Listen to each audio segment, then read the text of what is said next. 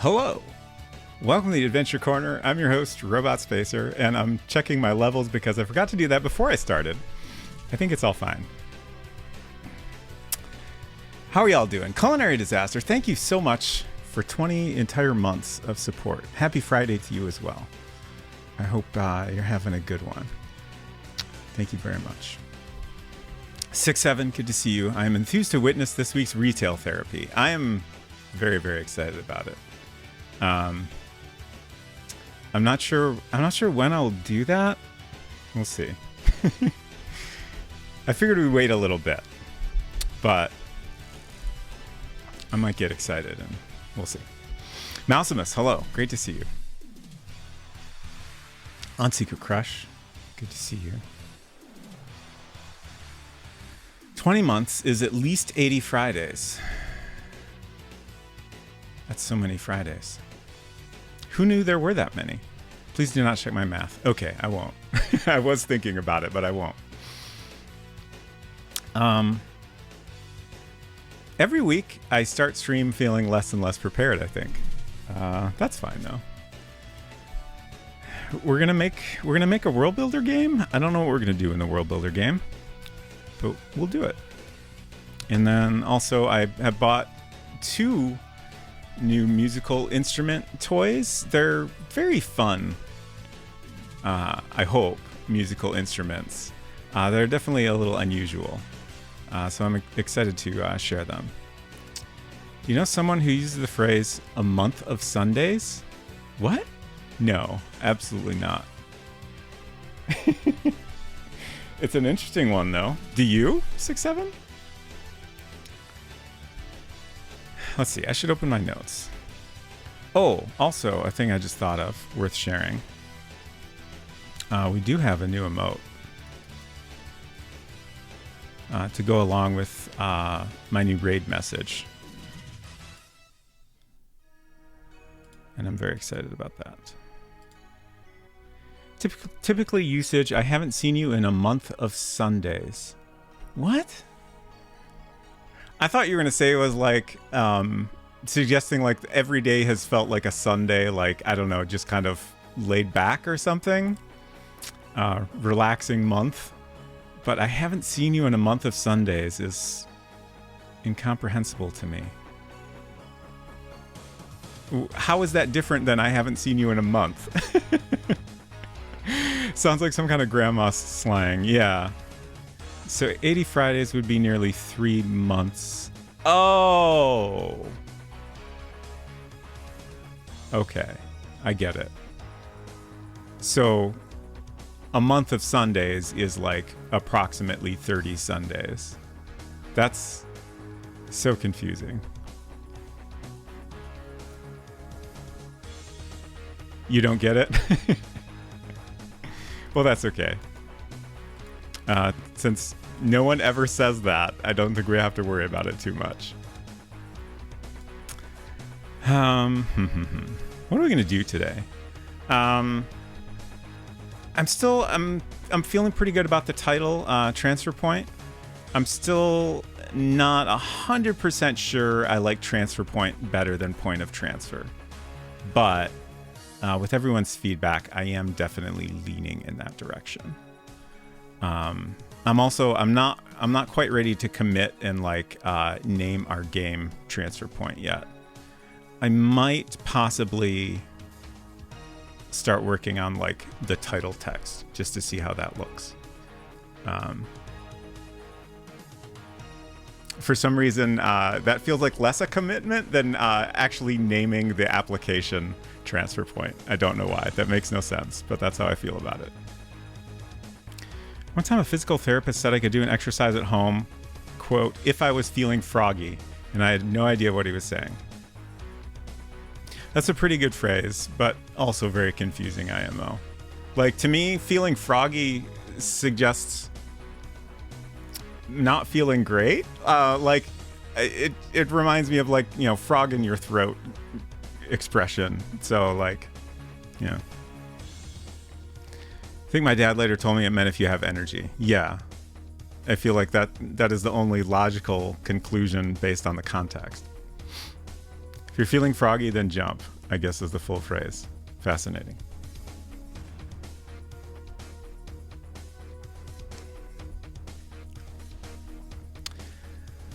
So let's see. I'm scrolling through my notes here. Oh, we still have bus stop names to figure out. I keep meaning to do that off stream because it's kind of tedious. The plan for the bus stop schedule. Let's open that up and look at it while we're talking about it. Yep, that little guy's there now. Oh no. Don't look at that. Someone forgot to update their Stream Deck buttons.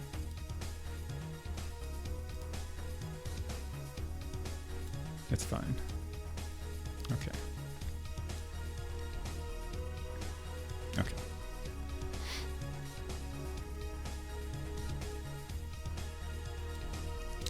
So, our bus stop.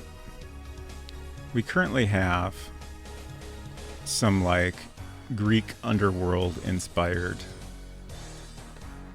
names on the bus stop schedule.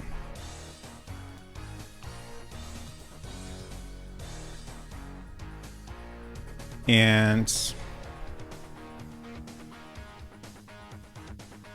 just for something that's in the very first screen, I don't know, it feels like too much. Suggesting a little bit too much. I think it was Hinton. It's a complicated idea, so I'm sure it was Hinton that suggested the names could actually change each time you look at it. So my plan for this is to come up with basically for each line of this, we'll have 3 different possible names that could appear there. And I want them to be like very ordinary sounding names. But each time you come here and look at this, they will change. Actually, now that I'm thinking about it, maybe some of the numbers should change as well. I had originally planned to leave the numbers the same because those are important for a puzzle, but I could set it up so that the puzzle related numbers are consistent and the other ones change, which would be kind of interesting. Oh no, 67 says, I'm actually a little menaced by that robot. It's moving with purpose. Yes, it is. I think you might want to stay out of the robot's way, but otherwise I don't think you have anything to worry about. Unless you're cruel to robots, perhaps. Verdant Tree, hello, good to see you. Please tell me that Karen drives the bus. That's not something I had thought about, but it is an interesting idea. I had been thinking we wouldn't see the bus driver. Maybe we can... Ooh. I'm just thinking like, oh wait, we could kind of sneak in like, you know, a little plaque that says the name of the bus driver or something. I hadn't really planned on showing the inside of the bus, but it's possibly worth considering. Just as a way to kind of slow down the pace of the ending, maybe. And also get in that little gag. Let me make a note of this suggestion. Trying to copy from OBS, and it's being difficult. OBS, why are you like this?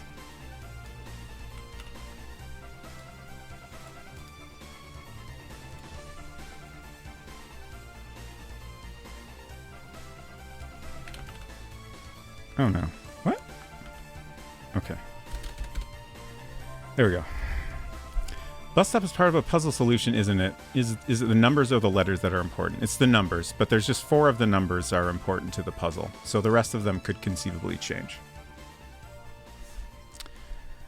The Forgotten City had a similar trick. Interesting. You meet an NPC named Karen at the start of the game. Nice. What if the letters are incomplete so the names are unrecognizable? This is a possibility, but I don't know that I want it to be that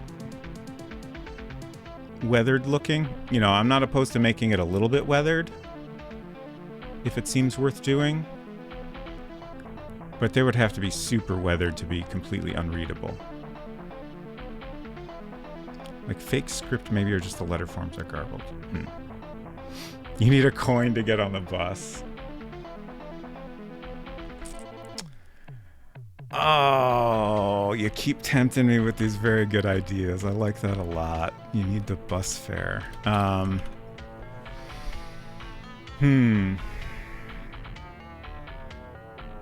Where would we get the bus fare from?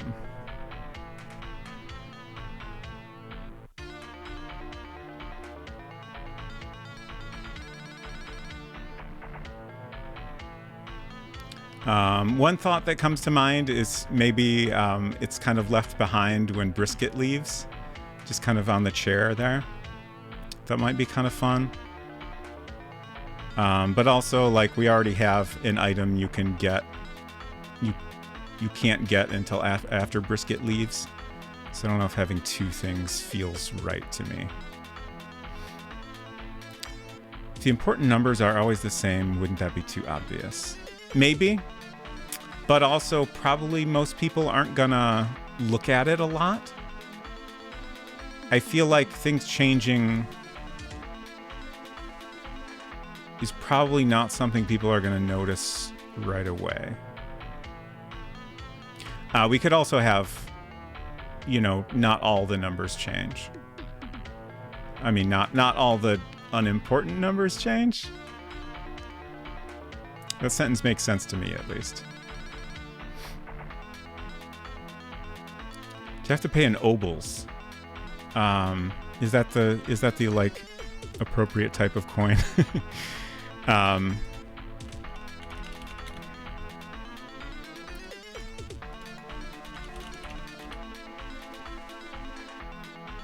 Diablo 4.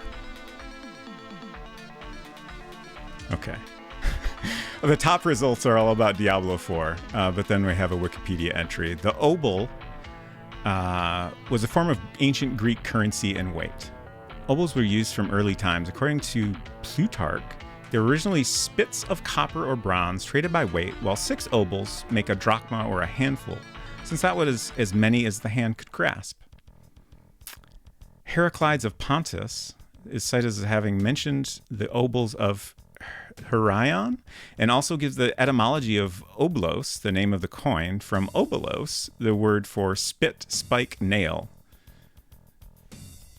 Interesting. And there's some great coin images on here. I'm just going to share a link to this. If you scroll down along the right side, there's some very cool old coins. I like this bee one.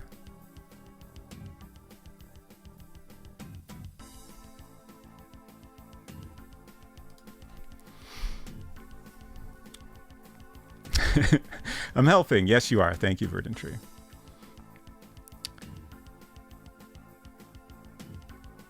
Ferryman in the River Styx is paid in obols for the passions of the afterlife. That makes sense. Okay, so does anyone have any extremely ordinary place names they'd like to throw out for use on this sign? I feel like I might have a hard time coming up with good names on the spot, but if y'all can help me out, we could work on this right now and get these updated. Springfield.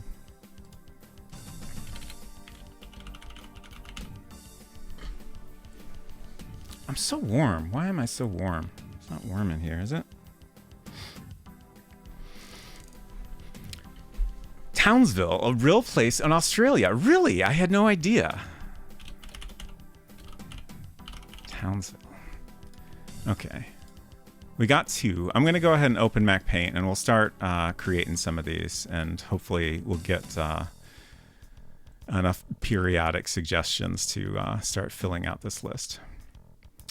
Karen also wound up with a very large collection of large woodwind instruments from the Pronunciation Challenged. Got it.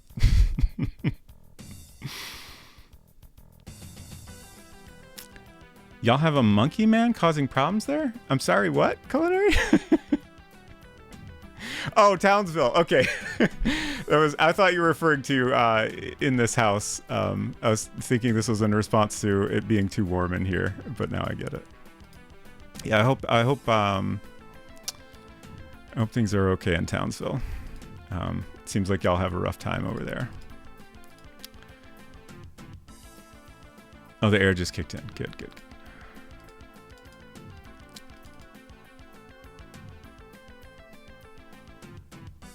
Oh, I clicked too many times. Okay, these files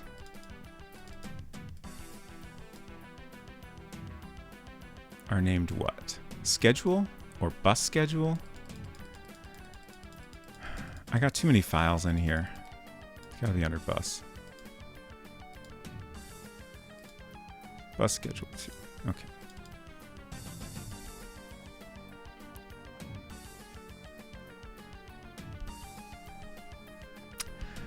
So I'll leave downtown as one of them.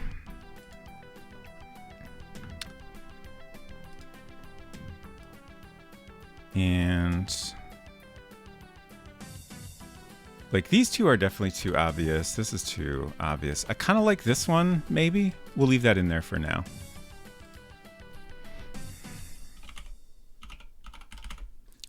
Let's see. Let's get the right font here. No, 24 is too big. I think we were using Helvetica, maybe? Bold? That looks right. Okay, good. Speaking of Powerpuff Girls, it was a very good compilation album of songs inspired by the show, including the talents of Frank Black, Apples in Stereo, and many others. Yes, this is correct. Townsville and Springfield.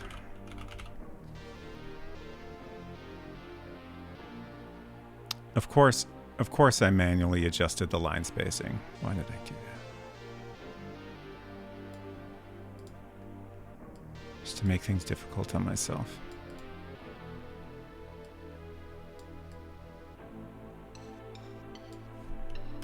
Somebody open up a map and just look for some town names that sound nice. Or maybe don't sound nice. Maybe they sound terrible. Oh, what was the one? The town I thought was completely made up from Murder Club. Shit. God, it was really ridiculous, and I would love to put it on here just for fun. Button Willow. That sounds right.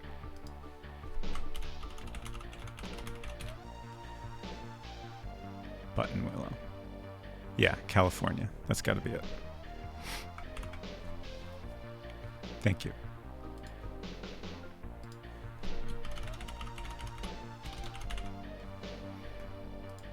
References to other things are also okay, but I would prefer them not to be like super obvious. Like, you know, Gotham City, for example, would be a bit too obvious.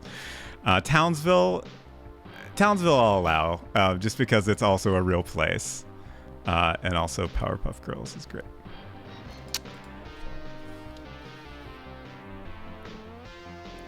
Was the town in Deadly Premonition? It was not Twin Peaks, was it? Just kidding, but probably was at some point. Greenvale. Okay, yeah, that's pretty good. We can put Greenvale in here. I think I'm going to get rid of Asphodel Grove. It's just a little weird sounding. Greenvale. Okay, this is a nice little list we got going here. So we just need 10 more. Or at least 5 more.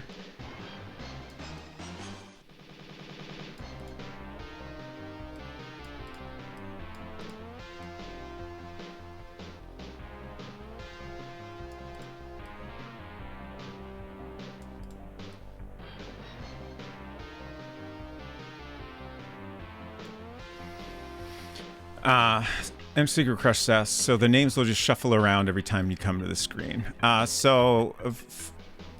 are some technical considerations here, which means that each name needs to be in a consistent spot.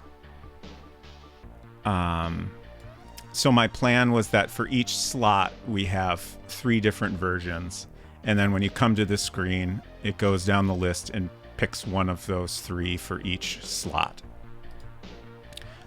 So basically each time you'll get a pretty random looking mix of different names.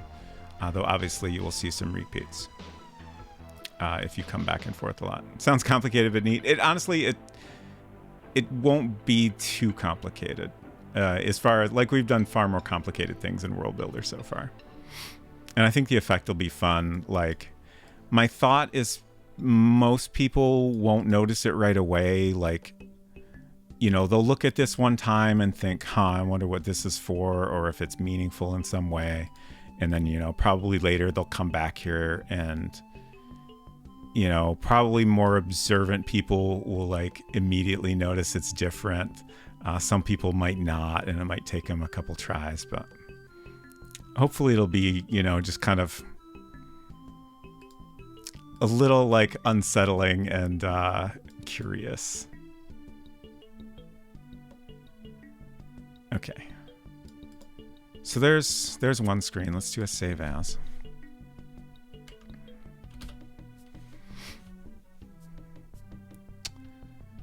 Actually, I'm going to name this A.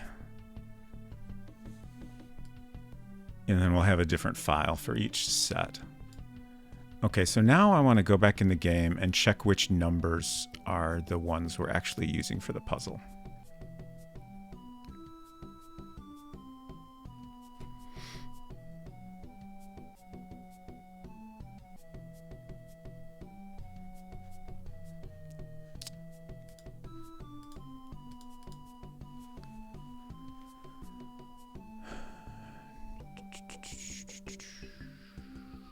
I'm looking up at my shelf, which I have there's a shelf up here that has a handful of games on it that I've streamed.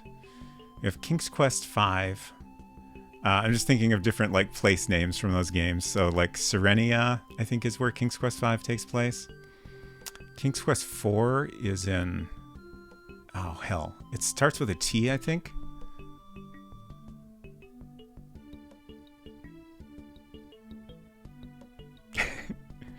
All I can think of is Tasmania, but I know that's not right.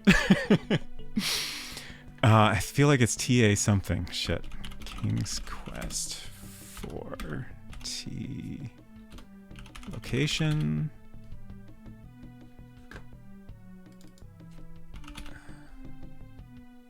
What is it?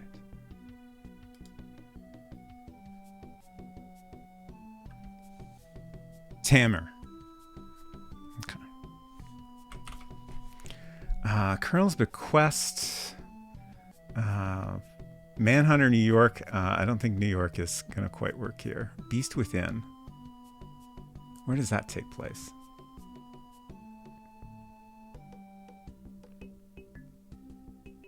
I can't remember where the werewolf incidents happen in that. Mask of Eternity. I don't think it's a good one. King's Quest 7, I feel like all the place names are kind of ridiculous. And then X-Files, I think those are all real places. Okay, start. Cheat items.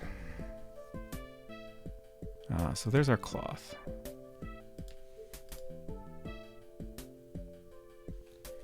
And shoot, how do I do this? Place cloth? Does that work?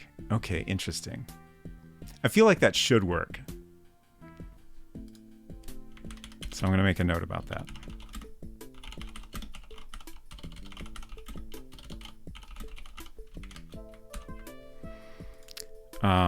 Hold cloth? There we go. Okay.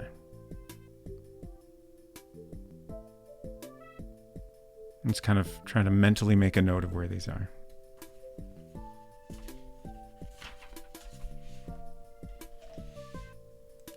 Try to draw a little diagram here.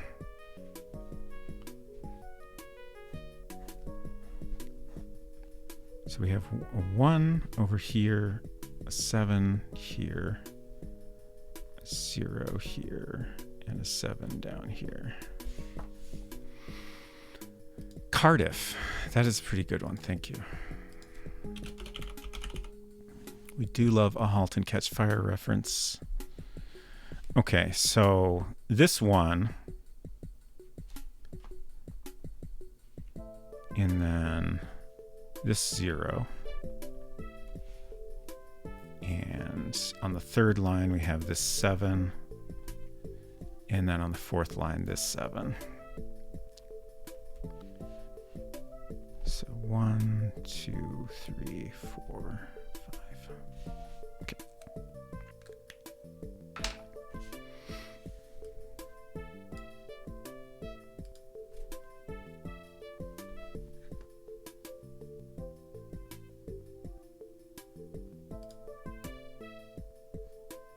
Another thing I keep thinking about, and I'm thinking about it again right now because it's very relevant, is alternate solutions to puzzles. At this point, I don't think we have any of that.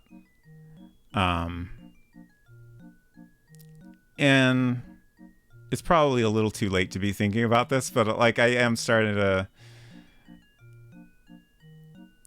consider, you know, if there are alternate solutions to a puzzle that seem appropriate, we should, you know, allow them, or maybe even make little tweaks to, you know, make them more doable. So something I'm thinking about for this puzzle is maybe it should be possible to, I clicked too much, simply look at the bus schedule multiple times and notice which numbers aren't changing. I honestly feel like that would probably be a harder way to solve it, but maybe it should be something we allow. And if we change up every number that isn't a part of the puzzle, then we would basically make that solution easier to come by.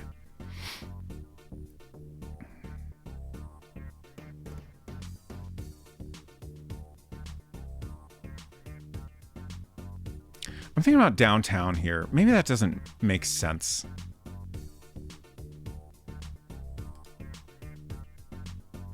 Like downtown what?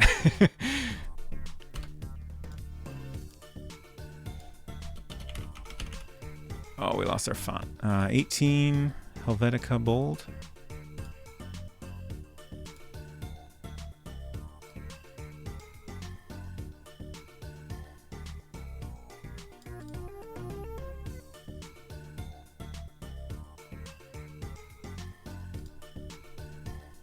If not downtown, how about up city? Yeah, I figured that was a joke. Thank you for clarifying.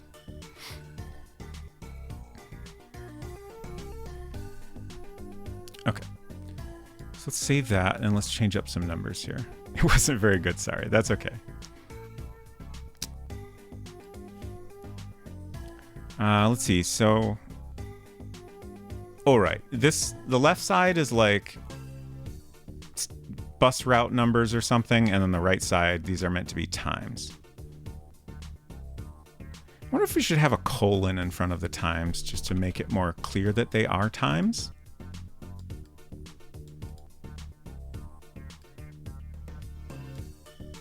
Thank you for being here and hanging out, Stream Elements.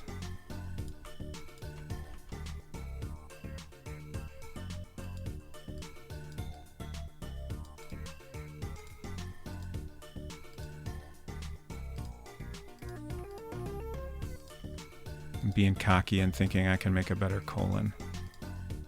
Probably not actually true at this size. This might work.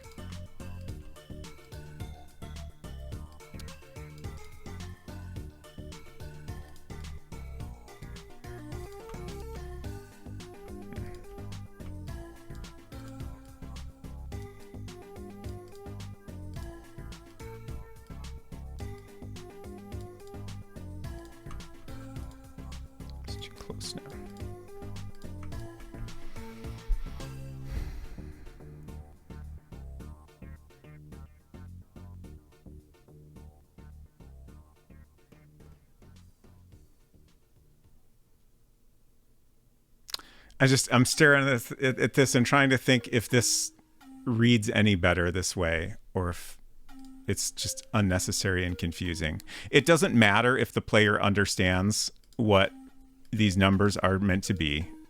It's completely unimportant. And, you know, if this were a real sign, you know, it would have something to clarify what what these are, but we're just not bothering to put in that detail. I just had this thought, and yeah, I think that just, it looks weird. It was worth trying. Cardiff also works as a vague Doctor Who reference, which is fun. Can you explain that?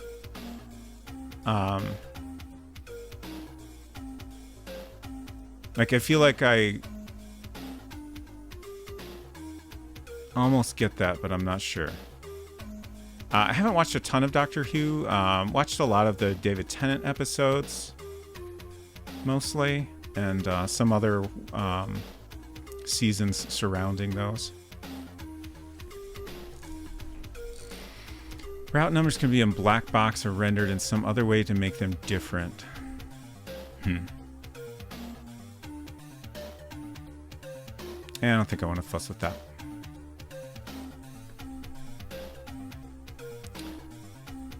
Okay, so I guess this is our first one, so there's no reason to change the numbers on here. Let's save this and do our B version. And on this one, we will change all of the non-essential numbers. Let's see. So the 1 is important. Let's do a 12.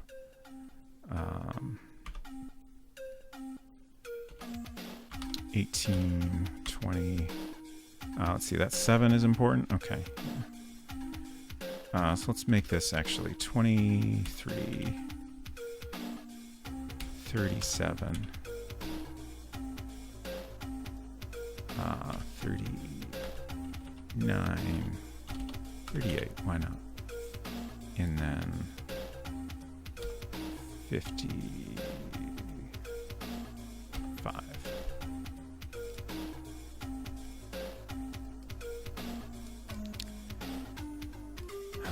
I'm just trying to figure out the easiest way to line all this up now. This is kind of a pain.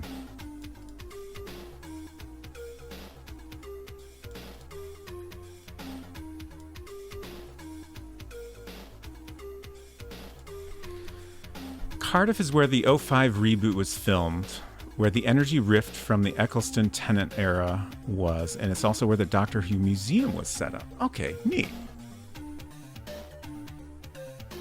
Thank you for explaining that.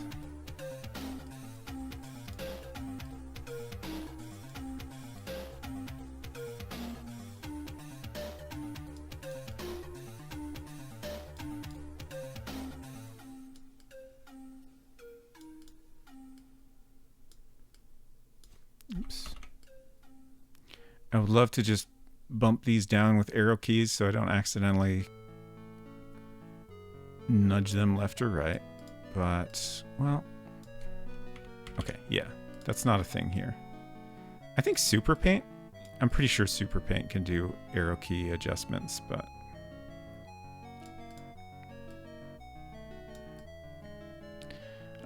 like at this point, I'm much more comfortable working in Mac Paint, so I'm just gonna stick to it for most stuff. Except when we need to copy and paste.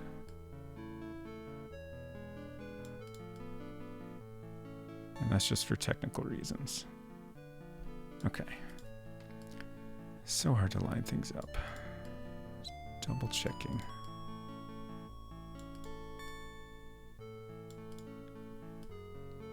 And now I can move this whole thing over. And actually, let's... How can I do this? I'm trying to think of how I can move this over in a way that will make it easy to see that I've like lined them up correctly. Yeah, this will work. I'm looking at the top of the 1 here. I'm just moving this up and, you know, making sure it's in line with the previous number. And then just move it 1 pixel at a time until it's in place. There we go. Okay. So let me just double check we left the correct numbers in place. So row 1, we have the 1 here, and row 3, we have the 7 here. And then we'll change the times on the right. So the 0 is important here. We'll do a 0, 0. That one arrives on the hour. We'll do a 0, 5 in the next row. Do a 25. Oh, I was thinking we had all 5s over here, like nice even intervals, but we don't actually. So I'll mix things up more than I was doing there.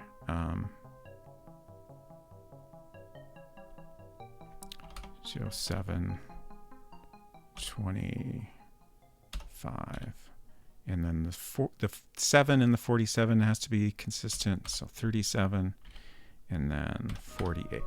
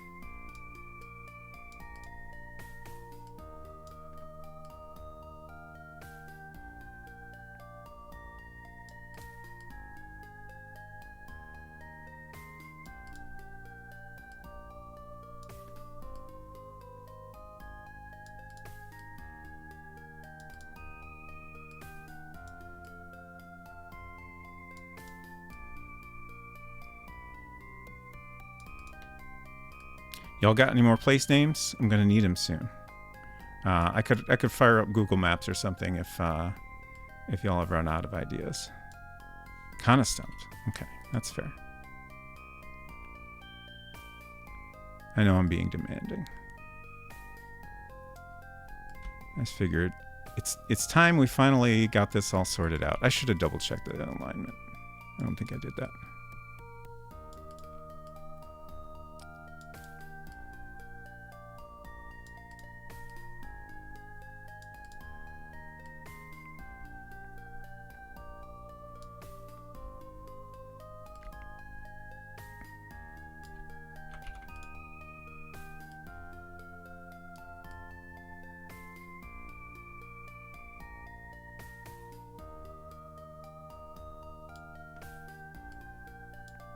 Okay.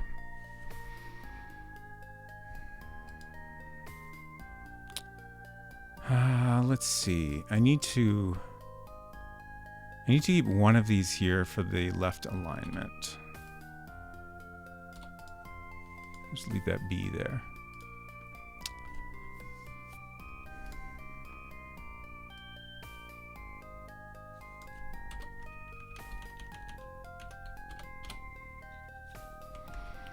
All right, Google Maps.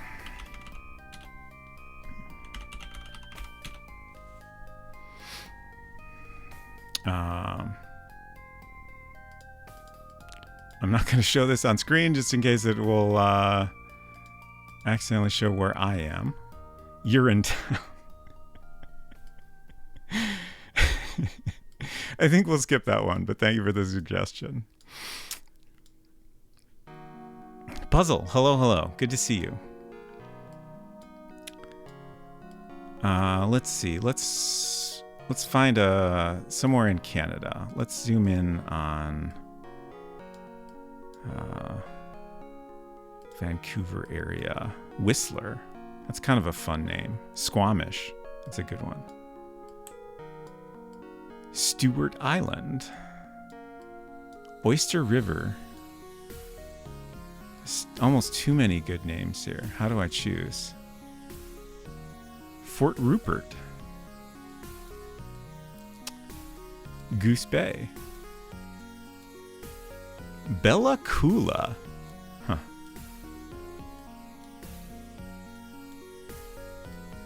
Stillwater. That's kind of... I like that one. Let's put a Stillwater in. Secret Crest says, all I can think of is shit like IDK Branson, Winnipeg, Manitoba.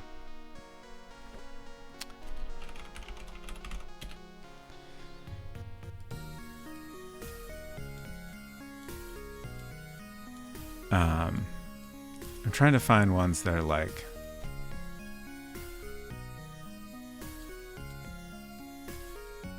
at least to most people, not immediately obvious as real places.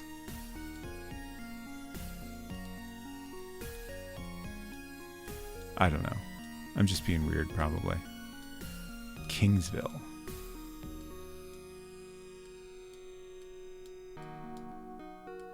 I'm just kind of panning around the US right now.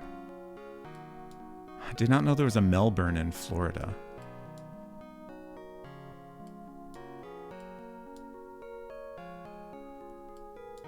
I think I'm zoomed out too far, so I'm only getting like bigger city names. Hazard. Elkville. Elkville's kind of fun.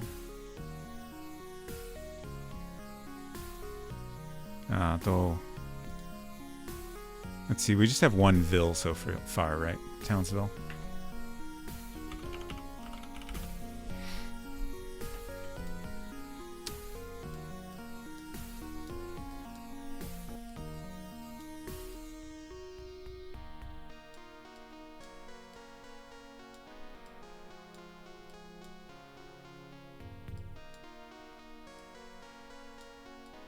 Broken Bow or Broken Bow. It's kind of interesting. Let's throw that one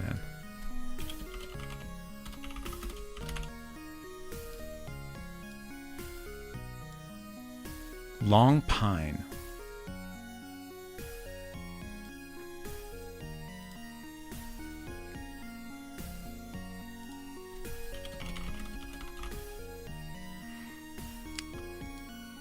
Like in Enterprise? I don't understand the reference. But yeah, that is what I was saying.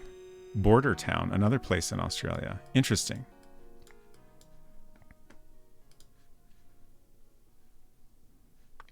I kind of like that thematically.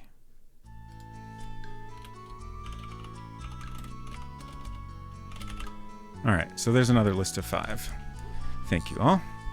Oh, one word? Okay.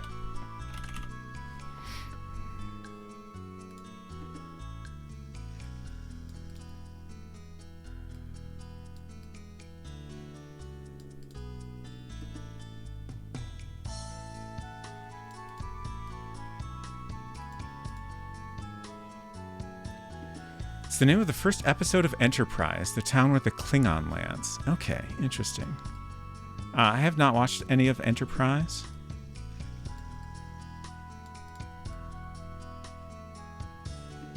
My Star Trek watching has mostly been the original series and Next Generation. I've watched very little other... Oh, wait, no. Also, what's the one with Janeway? I watched a lot of that. I can't think of the dang name. Voyager, thank you.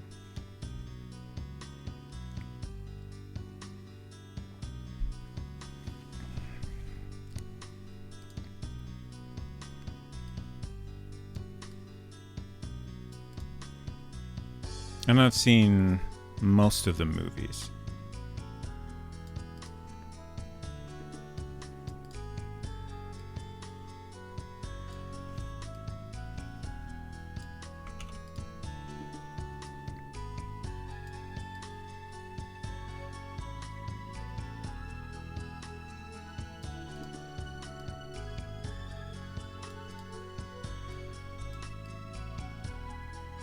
All right, we're 2/3 done with our place names.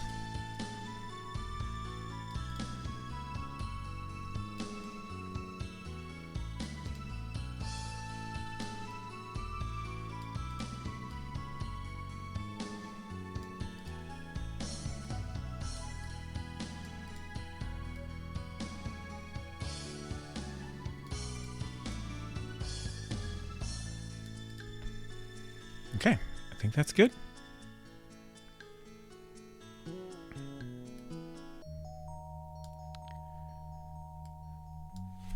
So, on to our final bus schedule C. So we'll start with randomizing the numbers again. So we'll do 11, 18.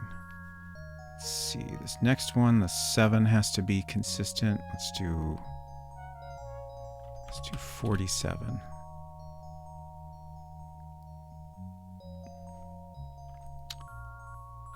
48 and 50.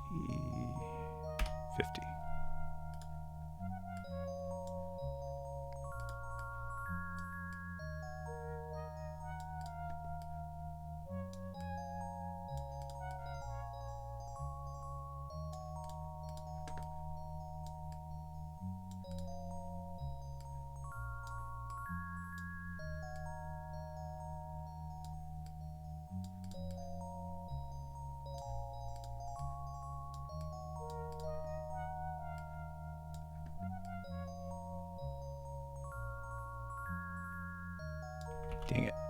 Dang it.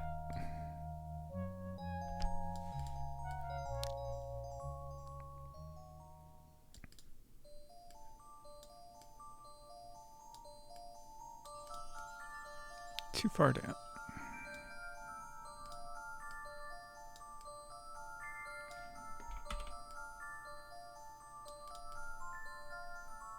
There we go.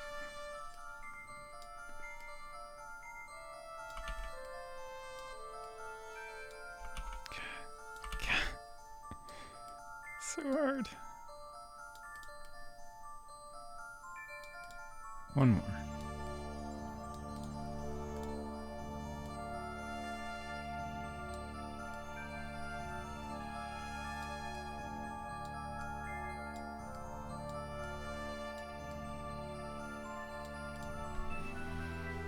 Good.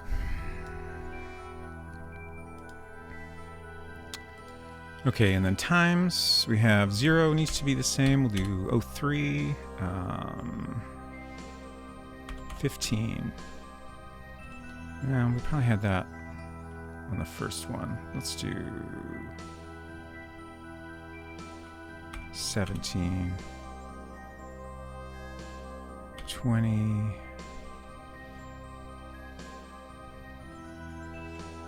20 even. Let's see, and this 7 needs to be the same. We'll do... Well, we can't really do... Well, we could do 57 and then 59. Sure.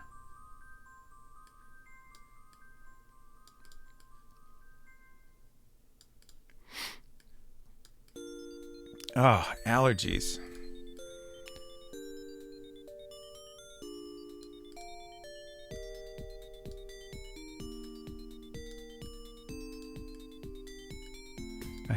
I have an app I installed at one point to tell me when when outdoor allergens are going to be bad on different days. And like the past week, every day it's like gonna be a lot of pollen tomorrow, and I'm like, yeah, man, I know. I can tell.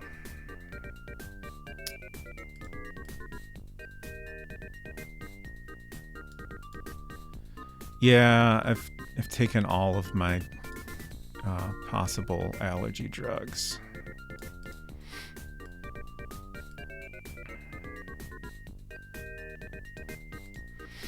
Ragweed, yeah, that makes sense. That's, yeah. My body don't like that one. Not a fan.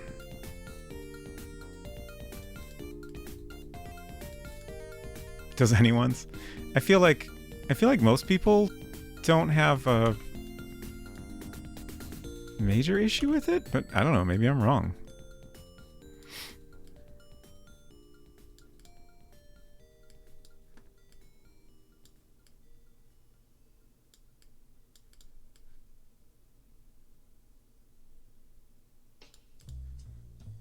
Okay.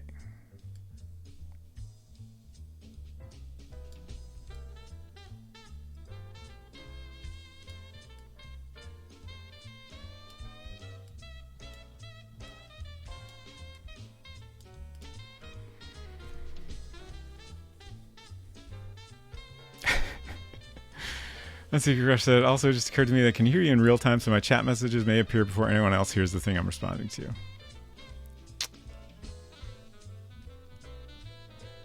That is a little confusing, I imagine. Okay, 5 more.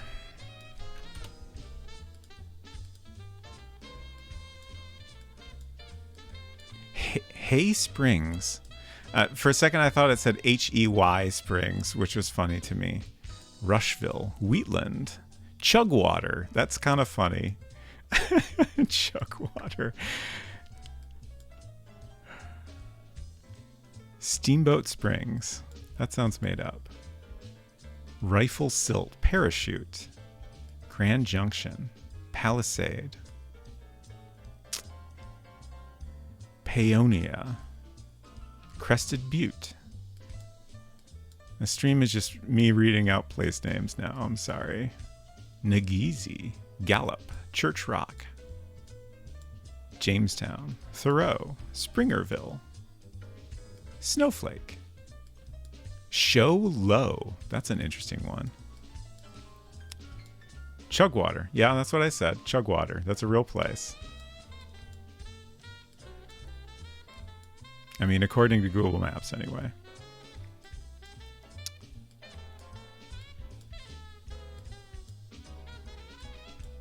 Marathon. I can't tell you why any given place name feels right to me than any other.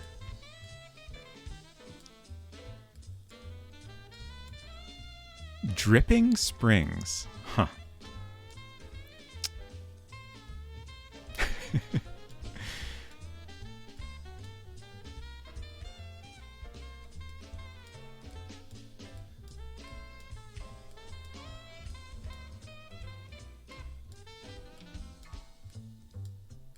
Lake Arthur, Dimmitt, Littlefield, Levelland, Nara Visa, Cactus,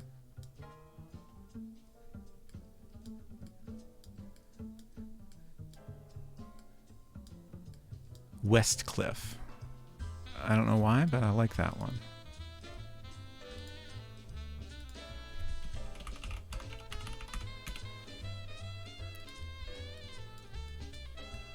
Let's see. Let's look in Canada more. Or I'm trying to decide. Like, I guess, like, we have mostly English language place names, which I think we should be consistent about. Snake Falls. That's a great name.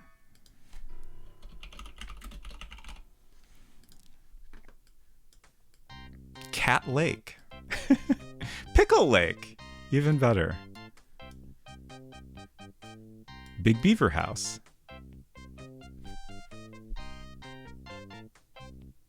Hello, Salt Ranger. Good to see you.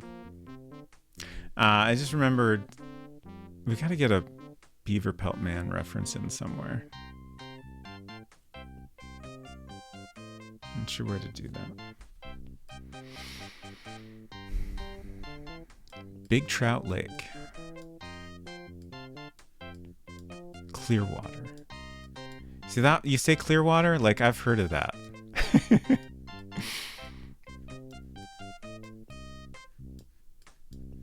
Oakland. Oakland. I feel like there's so many Oaklands.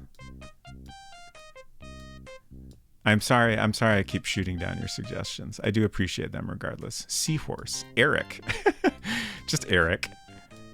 Spelled like the person's name. Oh, these are starting to look kind of Frenchy. Cape Norman.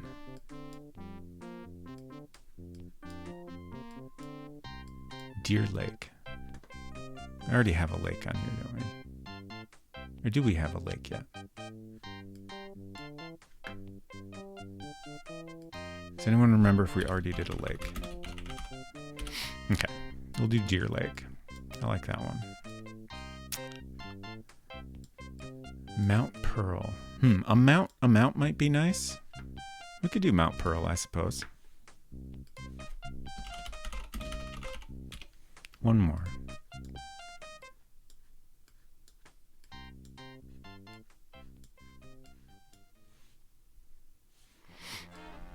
Guysborough. Peggy's Cove, Liverpool. Clark's Harbor. Yarmouth. Middleton. Kind of like Middleton, maybe? I don't know. Old Town.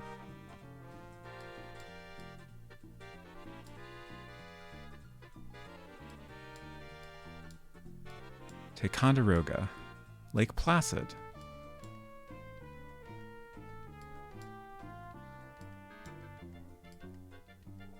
Geneva. Lewistown. Altoona. Puxatawny.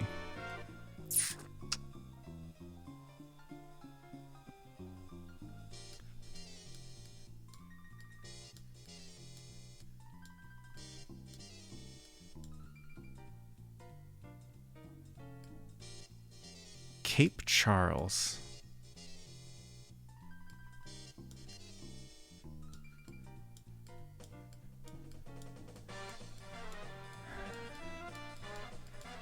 What's wrong with my brain that none of these are good enough? They're fine. Any one of these would be fine.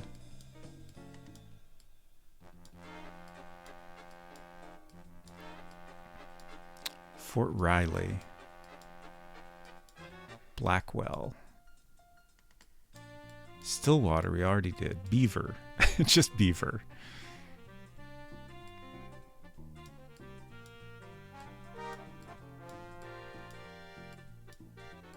Sydney. Broadwater. Kind of like that.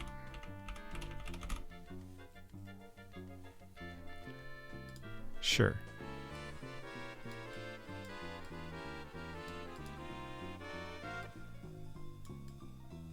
We did it. Thank you all for your suggestions. I'm sorry I ignored a lot of them. I appreciate them regardless.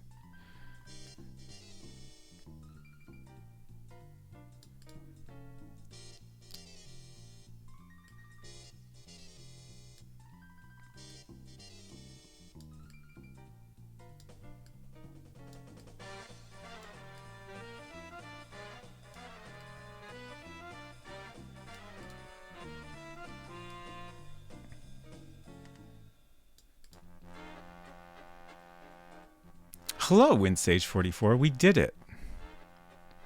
Thank you for your help.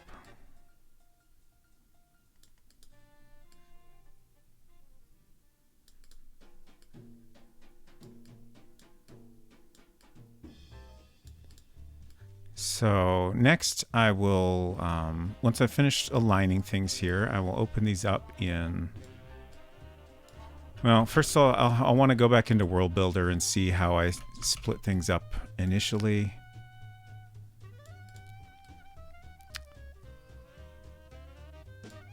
And then I'll open these files up in Super Paint and copy out the graphics from there. And then we'll have to spend a little time doing mildly tedious stuff. But I mean, let's be real. 90% of these World Builder streams are mildly tedious stuff. You're allowed to execute on your vision for the project. Thank you for saying that. I appreciate it. Okay.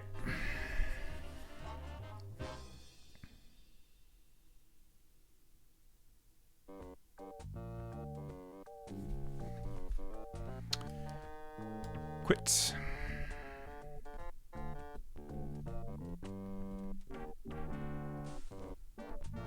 Oh, I missed apparently twice now a comment from Unseeker Crush. You may have missed earlier when I asked if Beaver Pelt Man had a specific setting. I don't think so. Shoot, what's the character's name? Prince something. Prince whoever leaves Dark Castle. And it's some nearby area. I don't think it's ever stated where it is. Should we double check? Let's double check. This shouldn't be too hard. Oh, it's not on here. Okay, we can fix this. We got to shut down for a second, but that's okay. We're going to restart. We're going to reboot in a computer that's really, really similar, but not the same. Let's see. I think it's this one.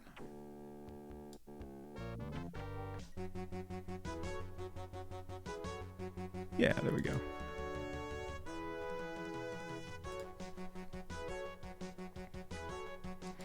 Or maybe some place name that just has beaver pelt in it. Yeah, like I thought about that.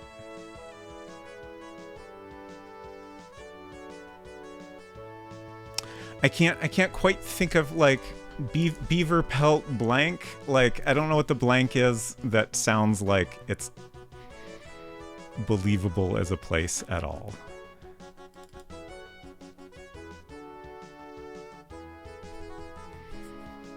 This is the instructions file, which I think gives a little bit of the backstory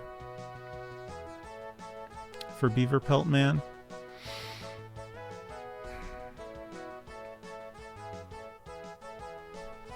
This is just instructions.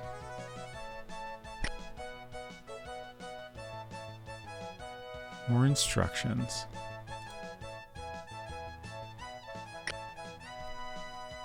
Ah, here we go. The story so far. You start out at Dark Castle after a long and hard battle against the deadly Black Knight. He has been destroyed, but despite your many attempts to restore peace to the land, the Black Knight's final plan to control the world has begun. The Black Knight's royal beavers have been unleashed. I believe that's supposed to say unleashed. You've got to get to the store and back to the castle with enough traps to stop the beavers. But hurry, time is running out, and you've got to stop them. So yeah, we don't have a place name given.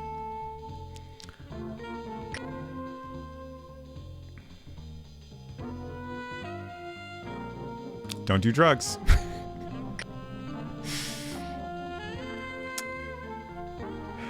Golden Dragon, Lord of the Beavers. What a final boss that was. Oh, okay. Oh, no.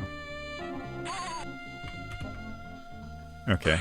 Well, I can't stop this, so we have to watch the intro to Beaver Pelt Man now. I'm sorry. Beaverton is good? Pelt Beaverton. Look at all those beavers.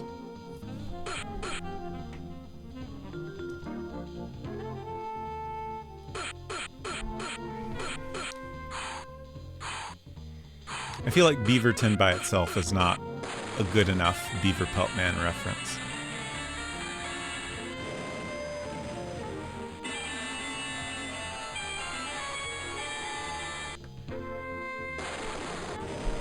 Come on, game. I don't think there's any way for me to quit until the animation is done.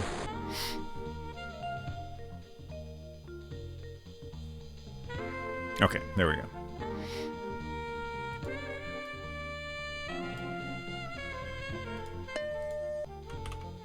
Sorry about the beeps. Let's see, where's my correct hard drive? I set things up so I don't normally have to dig for this, so it's been a while since I've had to dig this up.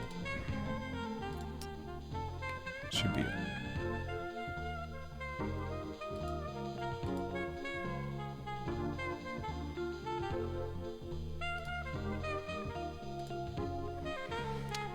Okay, so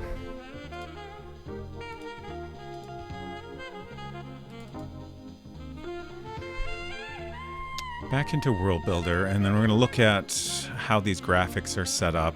We're going to change it, but I just want to look at how I did it just in case there's anything important about the way I set it up that I'm maybe not remembering. Always good to remind yourself. Is this just part of the background, actually? It might be. Bus schedule. It is. Okay.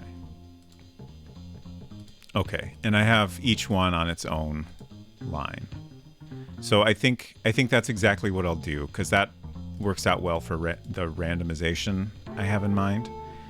But instead of being in this file, or in this scene, they'll be all in separate objects in our object list here.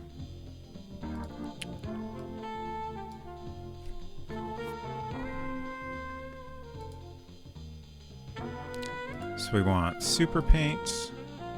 Well, actually it doesn't matter because they're all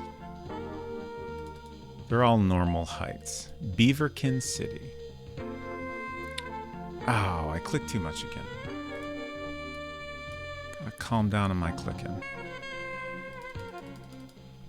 Okay. So I'm just gonna lasso each row. And I'm using the lasso because I want as small a selection as possible just so we don't waste pixels. If we get too big of a selection, then it's just slightly increasing the size of the object and wasting a tiny bit of storage space.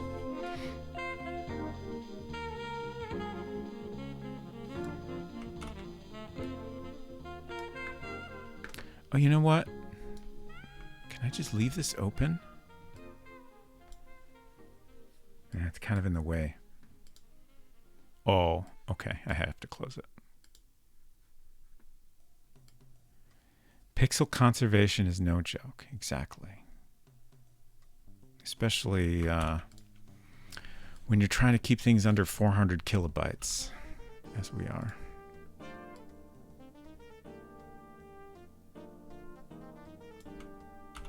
I wonder how we're doing on that.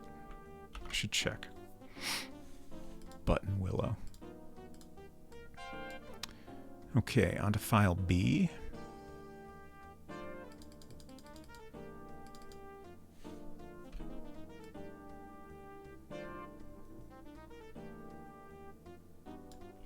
Once I copy all these and paste them in, then I have to align everything again, which is just going to be very fun. At least for that alignment step, I can layer things on top of other objects, so it'll be easier.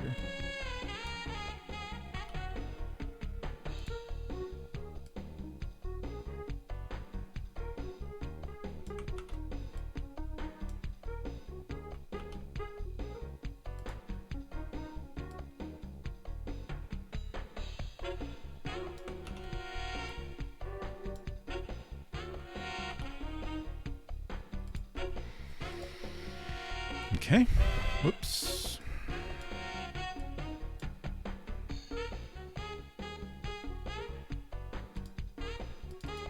Schedule C.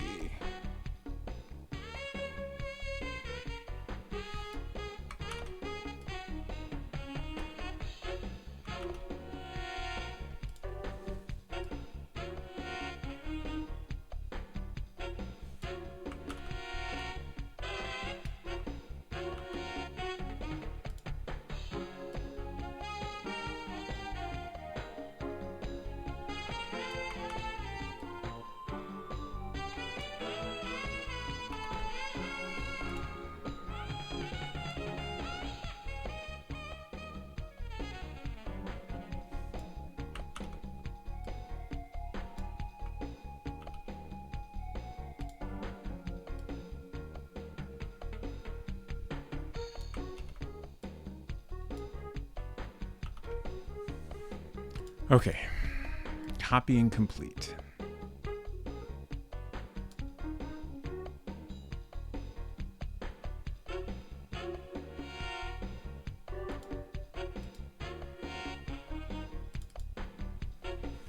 So we have 15 different objects. We need a naming system.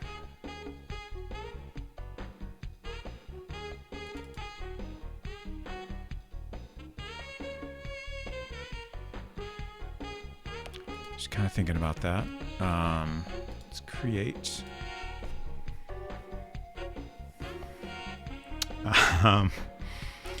We'll name it BS for bus schedule. And then... Okay, so we've done a lettering system for each variation. So we'll have BS1A will be the first line, variation A, and then we'll have 1A, 1B, 1C, 2A, 2B, 2C, etc.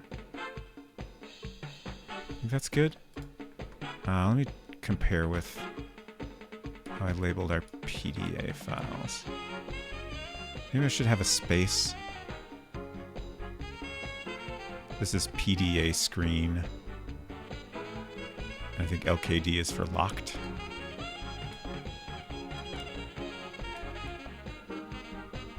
Yeah, I'll have a space. It's not that important, but...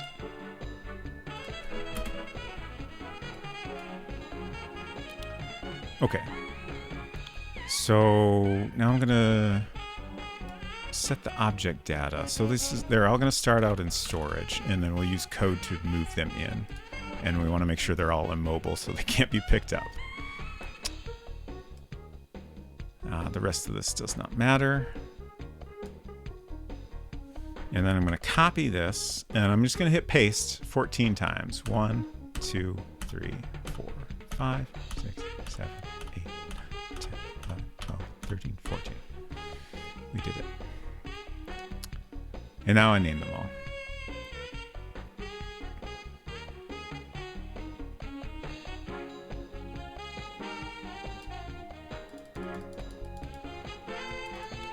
Oops. So this is BS1B. Oh, I can use arrow keys here. That's fascinating. Why can't I use arrow keys here and nowhere else where it would be so useful? BS1C. BS2A, BS2B. Hello, Divine Intervention 21. Welcome. Hope you're doing well tonight. Shoot. What was I on? 3A? No, 2C. Thank you for asking. I am making a game in a program called World Builder. It was created back in 1986 by William C. Appleton, and he originally made it for a game called Enchanted Scepters, which was a little point-and-click game that was actually probably the first English-language point-and-click adventure game. It has this kind of interesting combination of point-and-click and like a text parser interface. You can type in commands. And a couple of years after the game Enchanted Scepters was released in '84, World Builder was released for other people to make games in. This is for the original Macintosh, by the way. I played around with it a bunch as a kid, but I never really made a finished game out of it. And I thought it would be fun to go back and try to make something in it. I originally planned to do it for like maybe 4 or 5 weeks, but this is week 24 now, or at least stream 24. So we've been at it for a while, but it's coming along pretty well, I think. BS3A, I think that's right.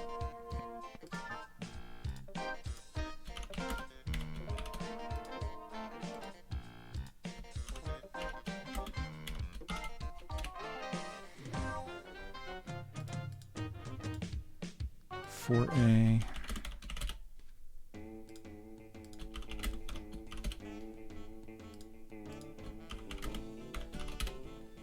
And then 5.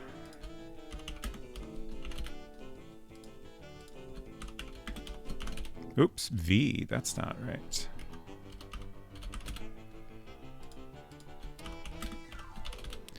Okay, so there's all our objects. Then we just need to get the graphics in there. So first step will be to go to our bus schedule.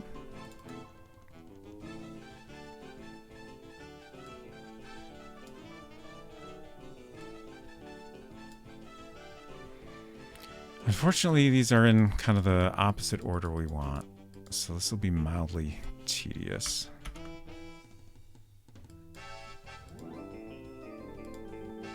Okay. Good. So I can keep the scrapbook open, which helps a lot.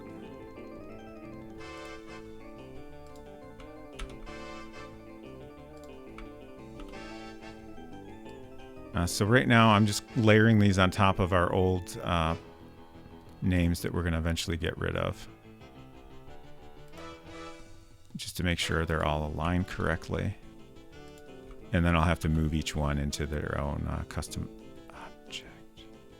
Shit. I do not understand why sometimes they paste way off the screen like that.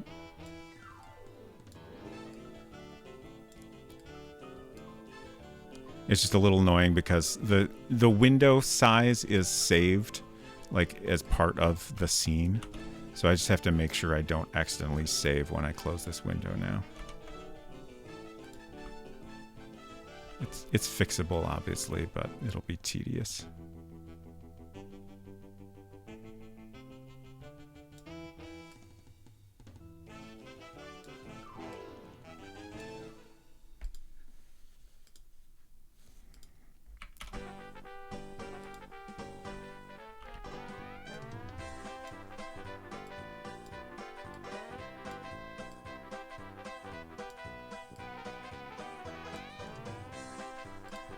Okay. That looks good.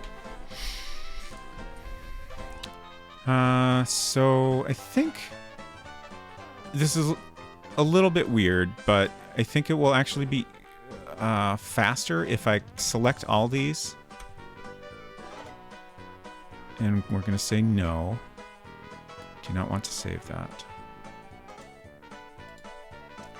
And then I'm going to go in here and then I'll select these 4.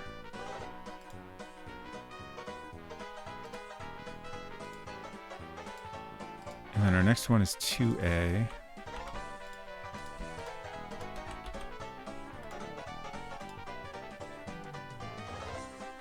I just think carrying them all across like this, instead of doing it one by one, is just going to be a little faster because I don't have to bounce back and forth between screens as much. 3A and then 4A.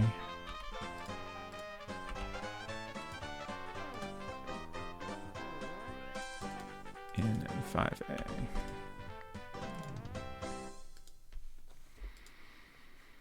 Okay. Now I just have to do that whole process 2 more times. Not too bad. And then we can finally write some code and make this weird randomized bus schedule work.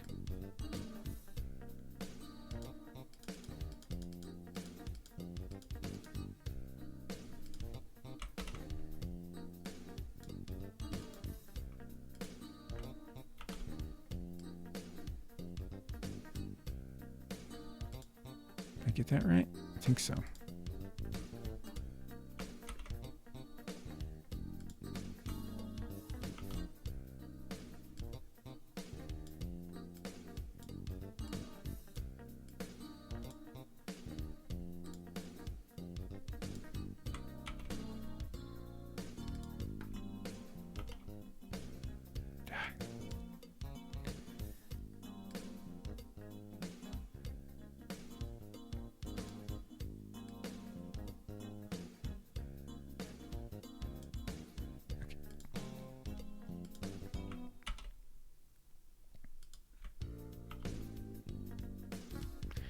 I keep looking at Long Pine.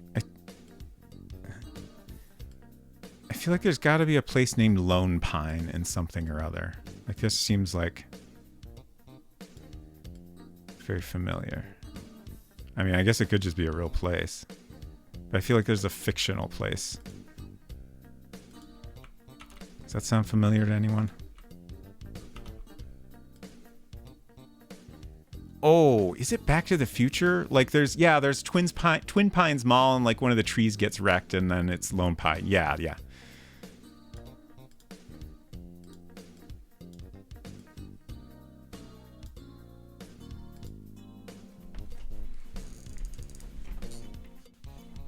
Okay. Looks good.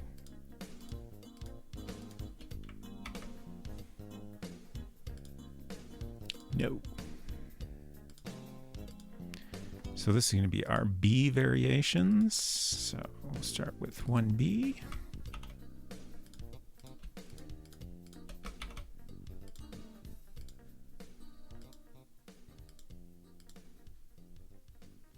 To be or not to be.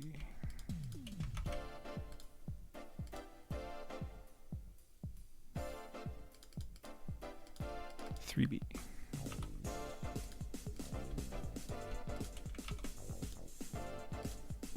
Or not 3B.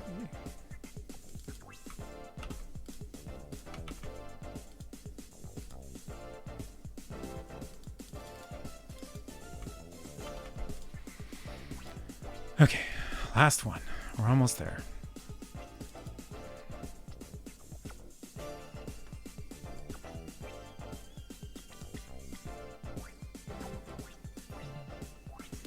I guess this one I can go in reverse order. Slightly easier. Save me a few clicks.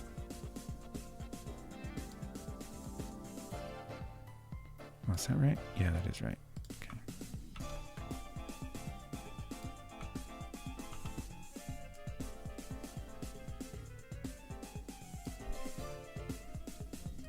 Good, good, good.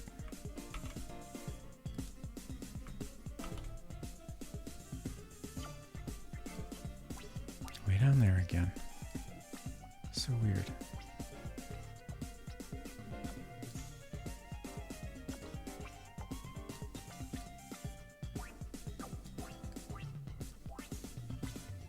Okay.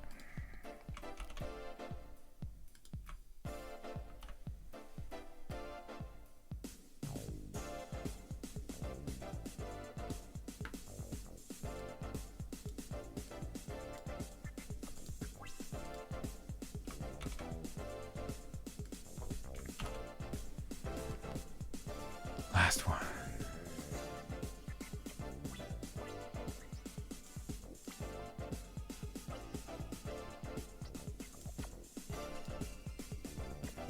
Is that right? Yeah. Okay.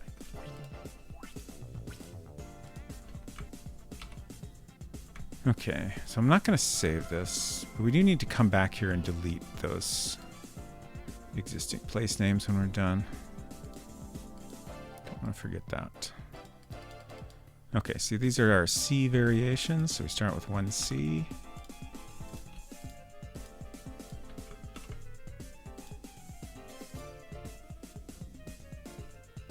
Two C.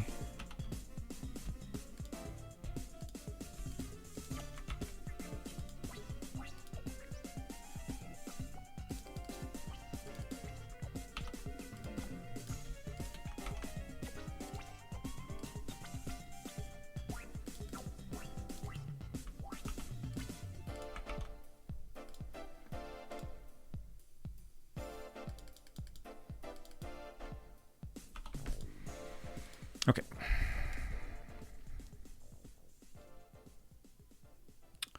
Just kind of spacing out a little bit there and thinking about the Playdate version of this game. That'll be so much easier in the Playdate version because it's just text. Like I don't have to make separate graphics for all of it. I can just write the text. I could even add additional randomization very easily. Okay, so we have all our objects at last. We need to go back in here and delete these names. Ooh, how do I... I'm trying to remember how I coded when you place the cloth over it. I think you actually go to a separate scene, but I'm not positive.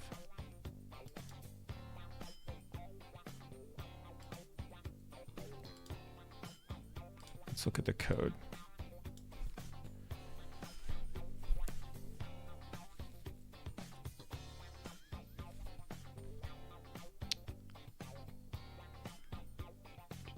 Okay, no. We just move the cloth numbers graphic into the scene. Okay. So the reason I was thinking about that was that the layering is important because the cloth numbers graphic needs to be on top of the place names, right? And basically the order of our object list determines how things are layered. So we need to find cloth numbers and put it below all these objects we just created. There's cloth numbers. I like to keep related objects together, but I think we just will not worry about it in this case.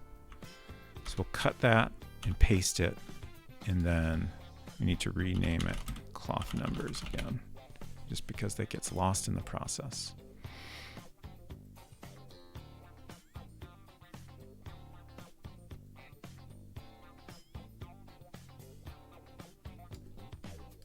Okay.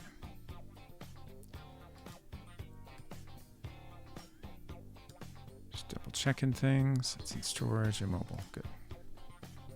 Okay.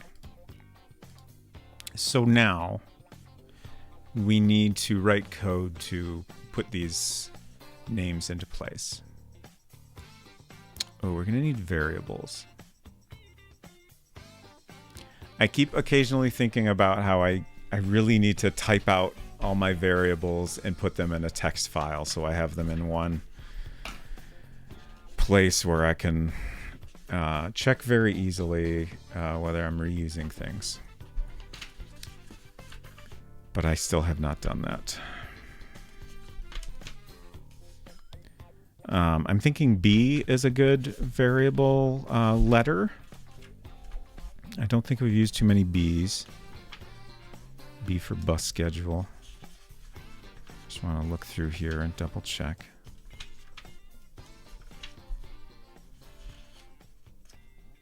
SP DL. Okay. So I've generally been avoiding B because some of the B variables are bad. It is noted in the documentation that B2 is unreliable. It's like an unreliable storage. So like the value you set might get lost. But then elsewhere, B4 is mentioned. I feel like one of the two is probably a typo, but we're going to avoid both of them. Have I really not used B1 at all? Well, we need... Oh, yeah. Random book number. Okay. We need... We should probably use 3 different variables. It's totally fine that some variables are cursed. Yeah, it is. Just got to be careful to not use them. It's not a big deal. I'm going to flip through again to make sure I didn't use any other B's. So basically what I'm trying to figure out here, we want to set a variable to a random number. And then we'll have some code that says, okay, if this number is 1, then display the A variation. If this number is 2, then display the B variation, etc. Actually, we maybe need 5 variables. Or maybe I should just use... It's probably okay to just use 1. Basically, I'll set it to a random number. I'll pick which row to display. I'll set it to a new random number. I'll pick which row to display, etc. I think it should work fine. I don't really want to waste 5 of our precious variables. There's way more variables than we'll ever need, but using 5 seems so extravagant. So let's do B5 as our variable.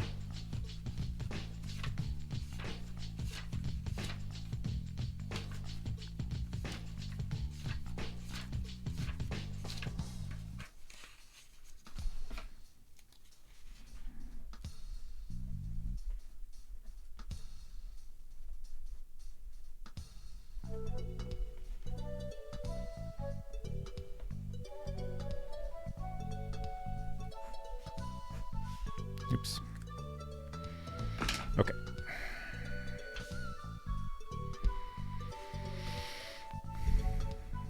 So I tend to put things that happen as soon as you arrive at a scene at the end of the code here. Couldn't give you a specific reason for that, really, but that's what I've been doing. So loop number is a variable. It's like a special variable that the system keeps track of. As soon as you go to a scene, loop number is set to 0, and then each action you do in that scene increases the loop. And then when you go to another scene, it resets again. Maple Mystery, hello, great to see you. The world building is going pretty well. We got off to a late start, but we're finally making progress on our bus schedule, which is going to be randomized locations. And we finally have all the graphics made. They're all in separate objects. We just have to write some code to make it all work. So if loop number equals 0, so this code will run anytime the player enters this screen, before taking any actions, which is exactly what we want. If anyone is not following Maple Mystery, y'all should definitely check out her streams and her game Crimson Diamond that she's working on. Her streams, she usually does some non-spoiler pixel art for the game, and then after that plays an EGA game, or sometimes has Dan the Band on to write some music for the game, which is very cool. Okay, so we want, shoot, how does let work? Where did the brackets go? I think this is right. And the syntax checker should correct me if I'm wrong. No, I have not done the unboxing yet. B5 number equals random number. I think that's right. Let me check the manual.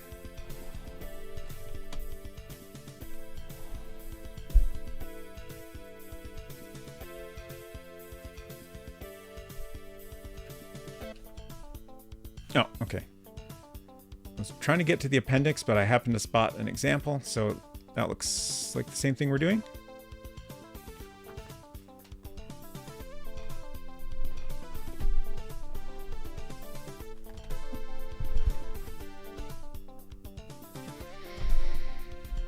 Okay. Oh, and then we need to...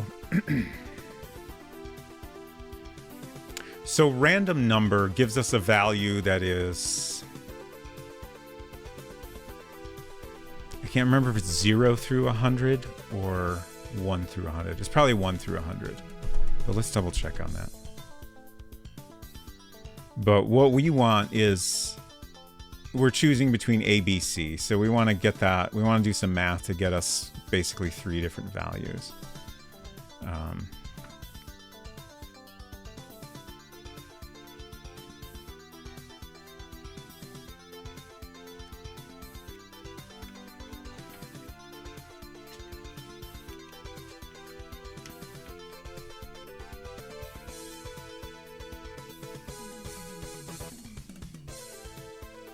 Oh, that's interesting. I hadn't considered... I found the section on random numbers here. And they have some different things you can do. Like adding multiple random numbers together to get a number from 2 to 200. Okay, so it is 1 to 100 then. I'm just going to read this because why not? I can do that. If I feel like it. Using random number to set up randomly occurring events adds the element of chance to your world, beyond that provided by using the random world variables of random char, random object, random scene. World Builder can generate random numbers for you when you use the random number variable. Random number gives a number from 1 to 100. The statement let b1 equals random assigns a random number to the variable b1. If you then use the statement, if b1 equals 1, the statements in the if block will be executed only 1% of the time. When you want to generate a random event with chances higher or lower than 1%, there are 2 basic approaches. You can assign a random number that you know is lower or higher than 100 to a variable. And they give the example, let Z3 equal random divided by 2. Assigns a number from 0 to 50 to Z3. The random number is divided by 2, and if it is not a whole number, it's rounded down to a whole number. I'm glad I read this because the rounding logic was something I was never entirely sure about. So it's helpful to know it's always rounded down. It's not like to the nearest, it's not up. Let Q4 equal random plus random assigns a number from 2 to 200 to Q4. If you use random times 2, you'll get only even numbers from 2 to 200.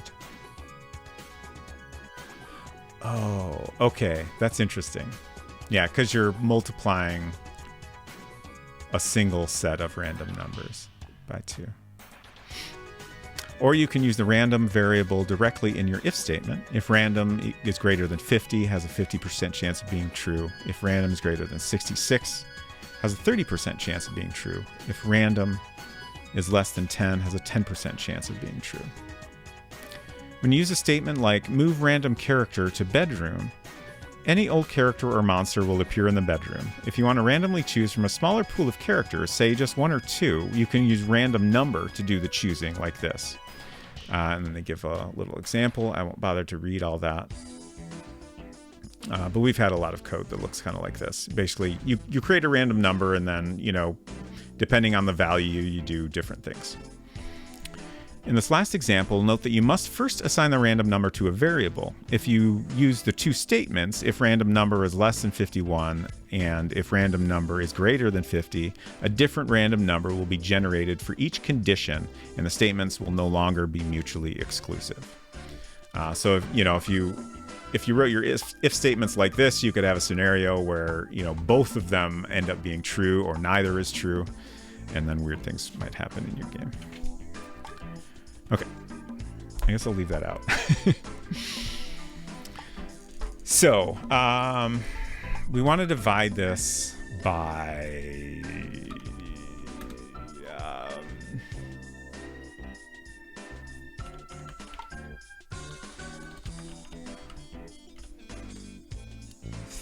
33? So we have 100 divided by 33 gives us 3.03. So that'll get rounded down to 3. And if we have 1 divided by 33 as our lowest value,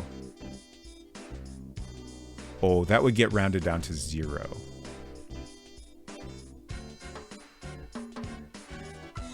So that would give us 4 values.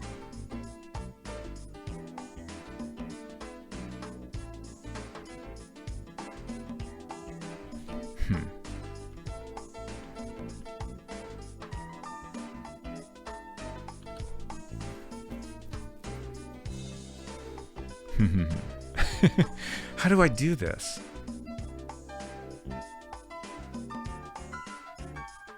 Like, I can't just divide it in half. That won't work right. Right? So if we do 100 divided by 50, that would give me 2.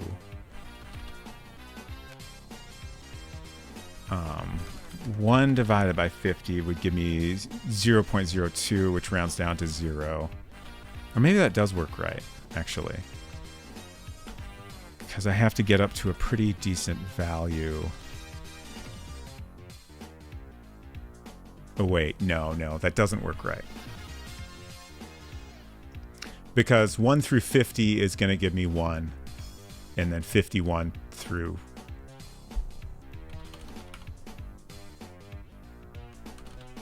through 100 would give me 2. Wait. No, some of these will be 0. But I don't think the distribution is going to be consistent, right? Okay, yeah. So 1 through 49, I'm dividing by 50 here. If I do 1 through 49 divided by 50, those values will come out to 0 because they're always rounded down. But then when I get to 50, it'll be 1. And then, let's see, 75, 99.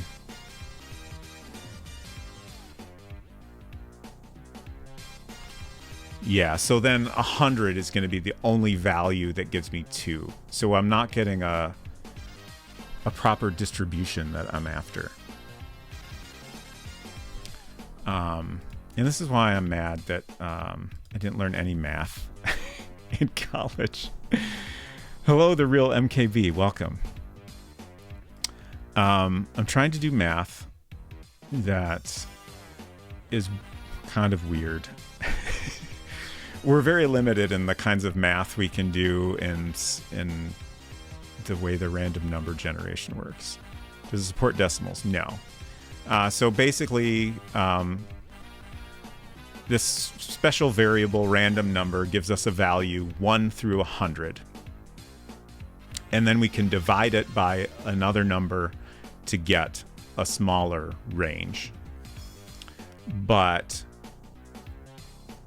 if it comes out to a fraction, then it's always rounded down.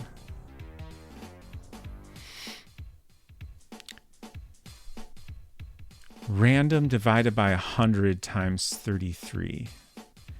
That's an interesting thought. I think that would get rounded down.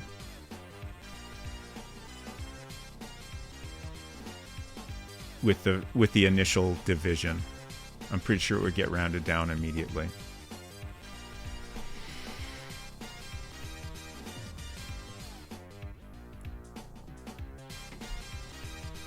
Based on what the manual said. So, okay, let's go back to if I divide by 33. So if I do 1 divided by 33, that gets me 0.03, which is going to get rounded down to 0. And then if we go up to, say, 33, that is where we get hit 1. 32, actually, maybe this works fine. So 1 through 32 is going to get me 0.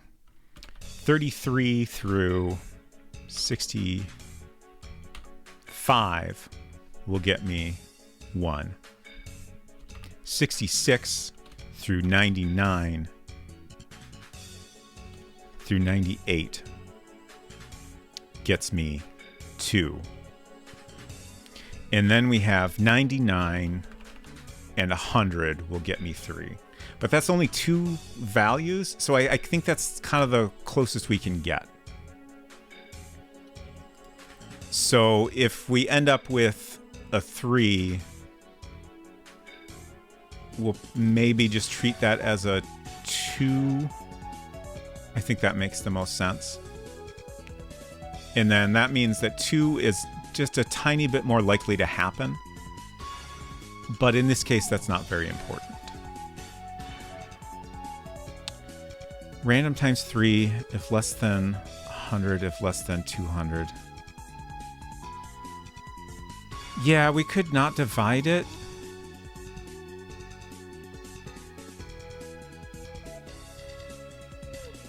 Oh, I see what you're saying. So, yeah.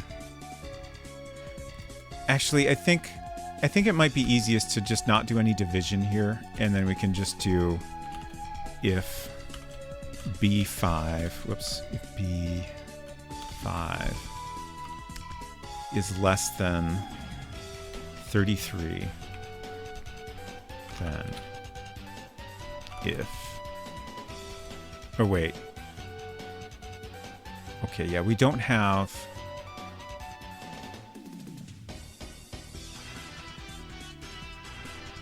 We don't have else, right? Apparently I've forgotten a lot in the past week, but I believe that's correct. So we need and then we do if B5 is greater than or equal to 33.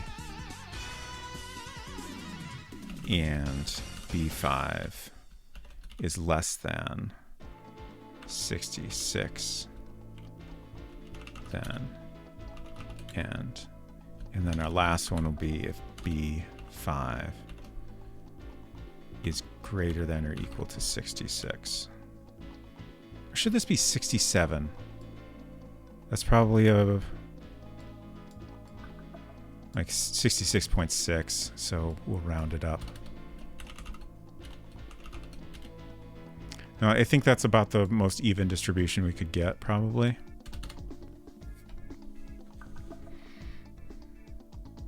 And again, it doesn't matter if it's perfect.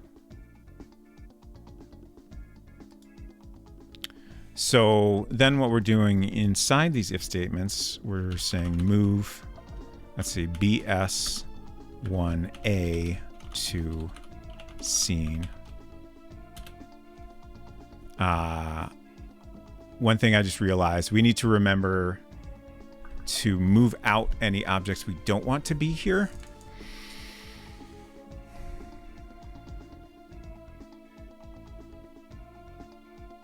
I think we'll do that first.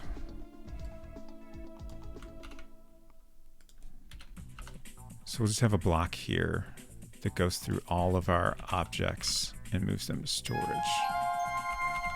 Thank you for the follow. Great to have you here. So I'm just going to paste 15 of these, approximately. I didn't actually count. We'll do a couple more. And we'll do B, C. This is a little tedious, but this is kind of the best we got in this language.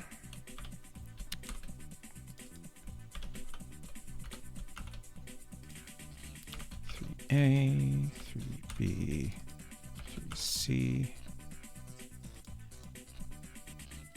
was the 90s epic mega game soundtrack that did it. Nice. We are listening to some playlists made by Mzizzy on YouTube, which I highly recommend checking out. They're very good. Okay, so we need one more group of 3.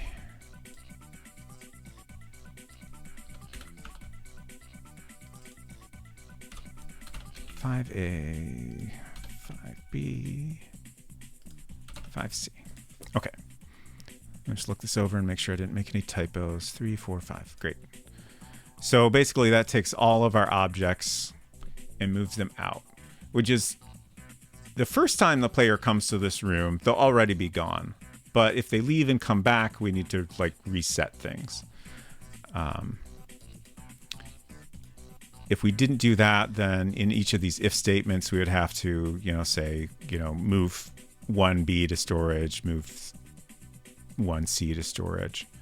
But that would result in more duplicated code that way, I think.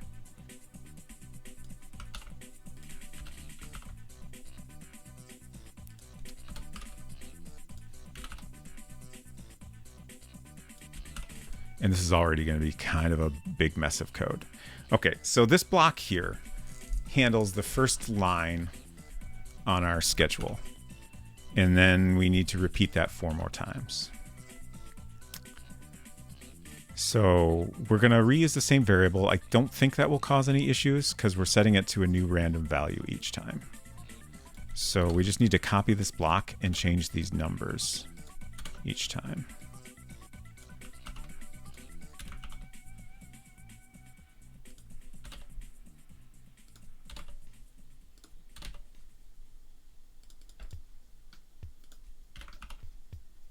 And then I think we're done.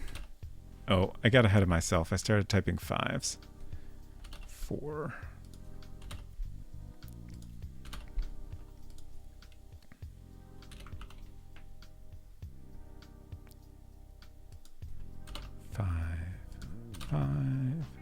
Five. And I think that'll work now. Hopefully we don't get any syntax errors.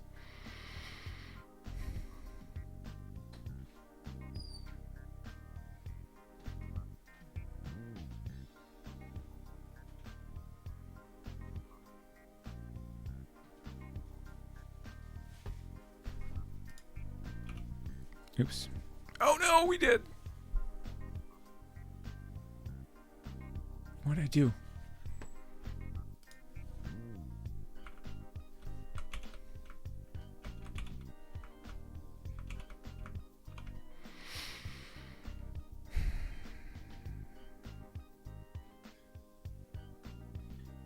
What? Oh. Wait.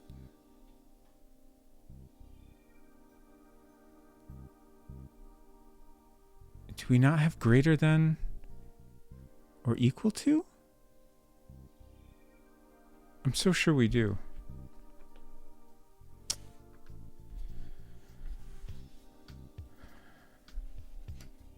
Let's...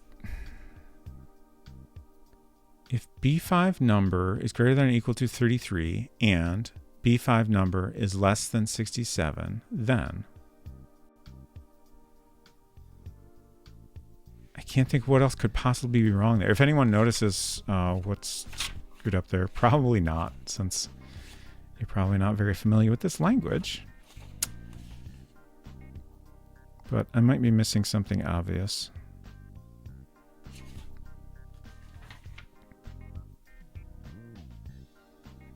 I guess our appendix here doesn't really cover math comparisons.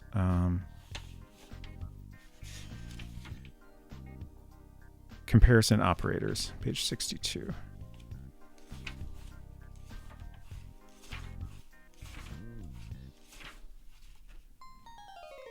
Okay.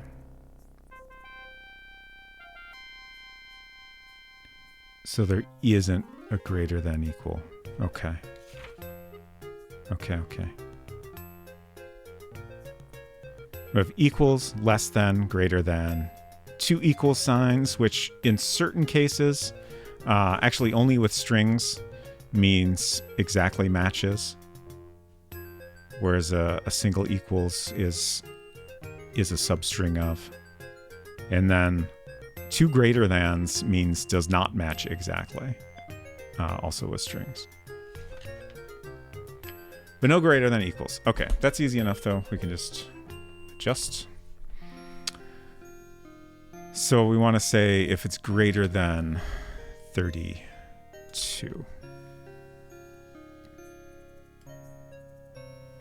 And then this one needs to be if it's greater than 66. Okay.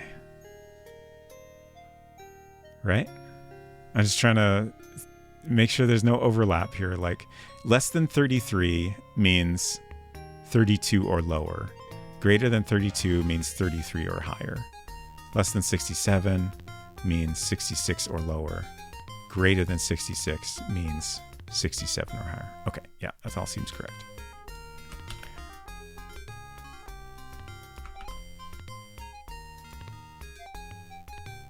I do not like to write code that way, but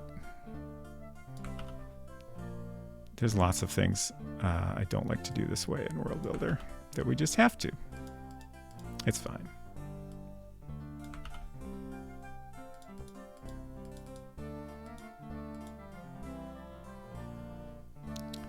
Okay, so then this is the other one we need to copy.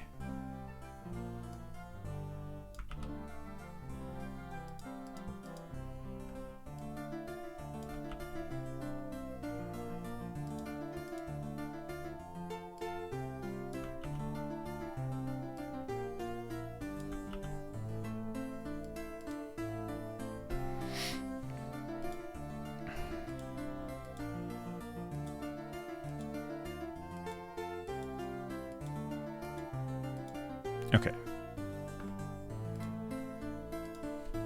Now, hopefully, we don't have syntax errors.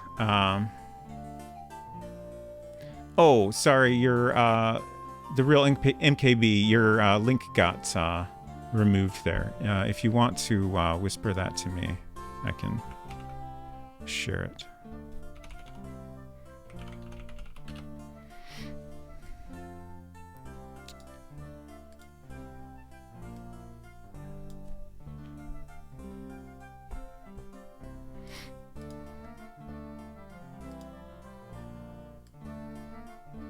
Oh, the manual. Thank you.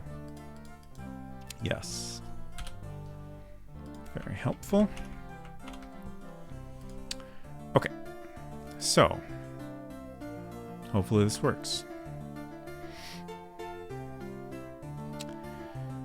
The lang does kind of force branching ifs. The only other option that comes to mind would be to write a transpiler for this, which might be overkill. Yeah. Oops, start. Okay. Good. We don't have any overlapping yet. So I'm just mentally trying to remember. I'm pretty sure we have a variety of A, B, and C options here. Back.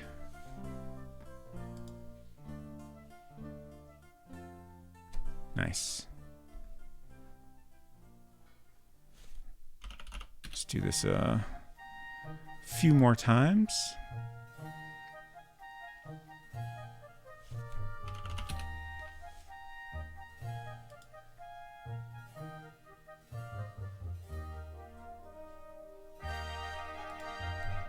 Looks pretty good, I think. Let's also do a quick check, make sure we can't click on anything to pick them up. That would just mean we set our objects up wrong, but seems fine. One more time. Great. Good, good, good. Okay, I need a bathroom break, so I'm gonna go, I'll take a few minute break and do some stretching and stuff, and then we'll come back and figure out what to do next. Back in a few.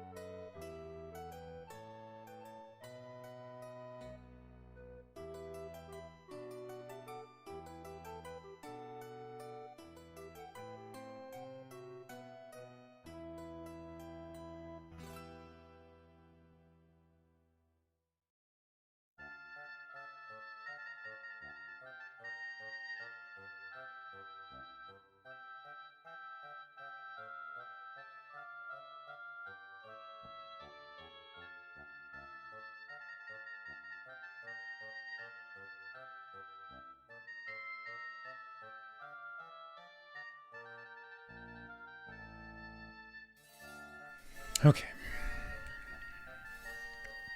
Can't believe we finally got that done. It's been on my to-do list for so long. Oh, right. A thing I ran across while we were going through all that was I tried to use place cloth, and that didn't work. But I think we should support that because it was the first thing I thought of without having looked at the code recently. So I feel like that's a good sign that it's a normal way to want to word that.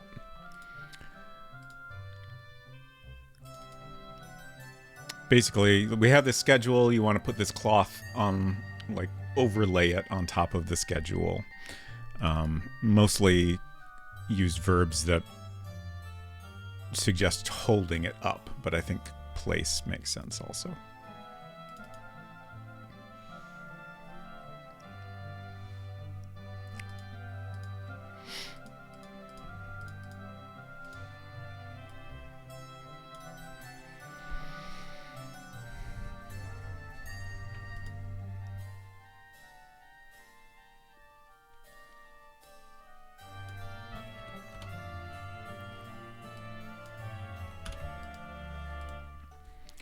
Okay, so we have open, use, look, hold, spread.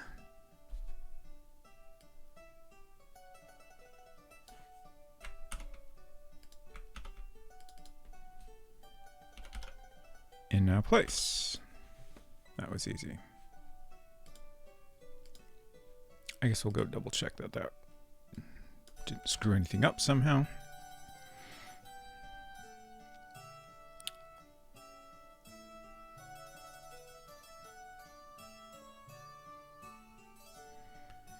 Let's see, look at my notes here. Figure out bus stop names.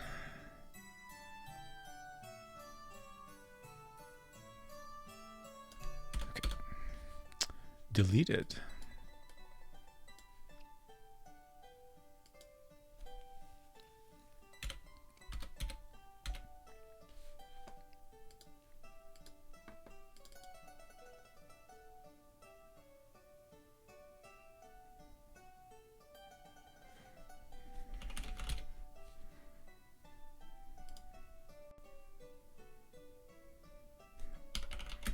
Place cloth. Whoop, plaque cloth is not correct.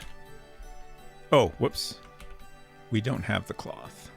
That is an important step. Sheet items. Now we have the cloth.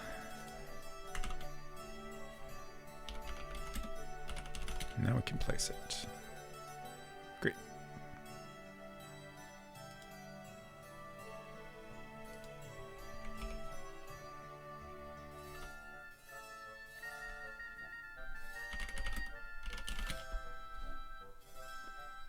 Great.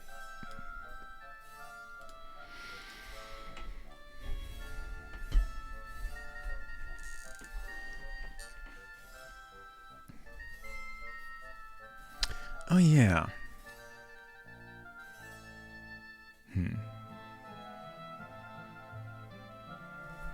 I've had a note for a while suggesting we add another little sweetie response where she says, "Don't know, don't care."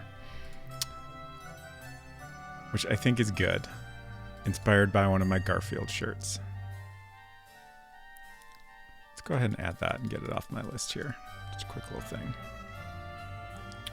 It's annoying in that the object for this is going to be separated from all of our other Sass messages, but I don't think that's too big of a deal.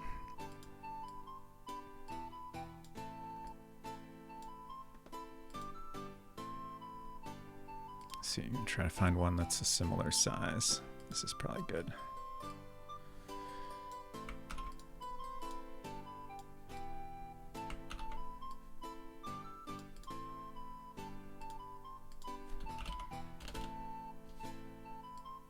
Is that 9 point?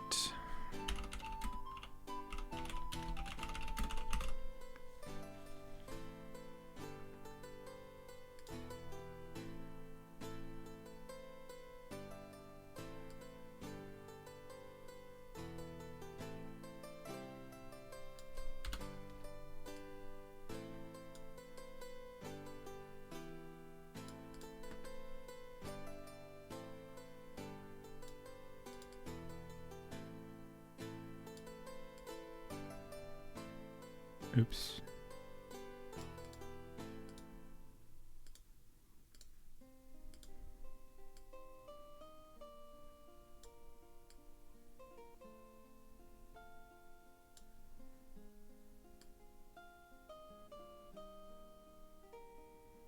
Just trying to get the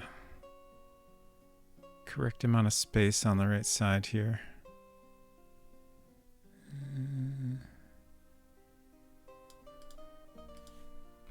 See if that's correct.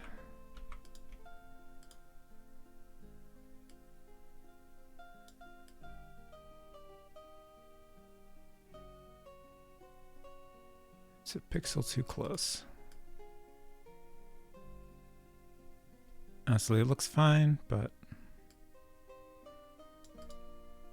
whoops, that did not look fine.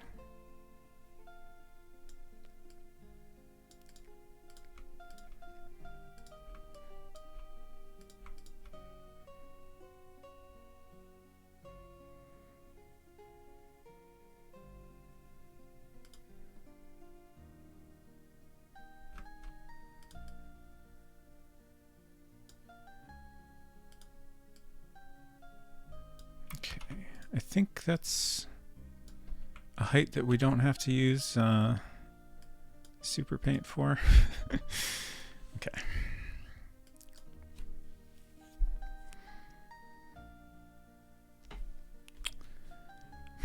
This is another random thing where we might have to do some weird math to get this one in. We'll see.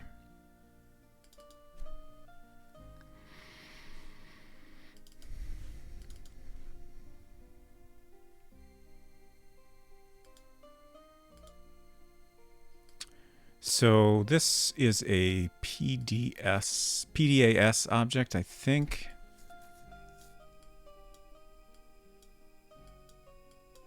Is these the ones?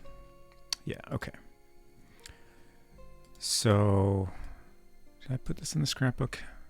Okay, I did. Just want to make sure before I copy something else here. So we have 10 of these now. We're gonna make one more. PDAS space S11. PDAS S11. Okay.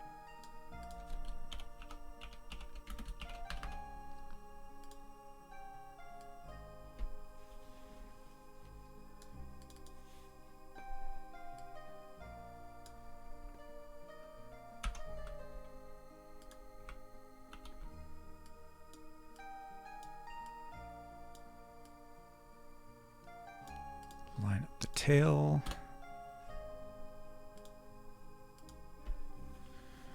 So now, how do we get 1 through 11 from a random number 1 through 100?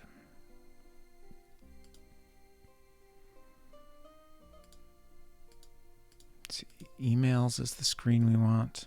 Oh, is this on a couple different screens? Shoot. I think it's also on the Wi-Fi screen. Or maybe that one's different. Let's check that first.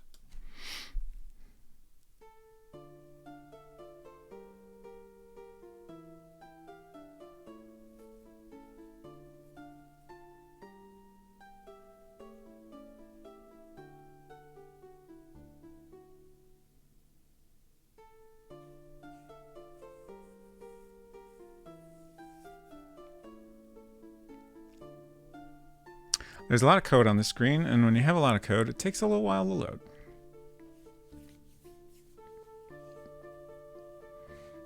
There we go. Okay.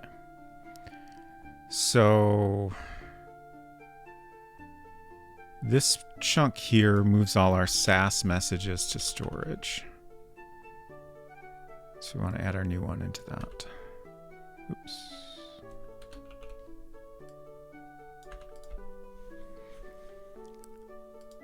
And then down here we have the code that picks a random one. Okay. So basically when you click the button or type SAS, then it runs this code that picks a random SAS message.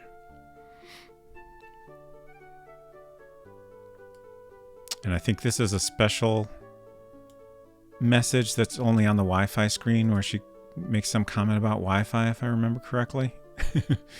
Been a while since I looked at this. Okay, so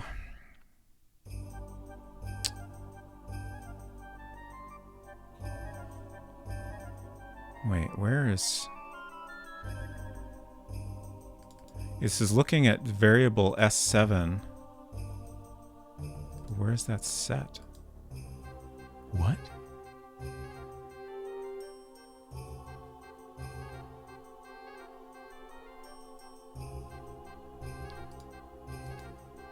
What?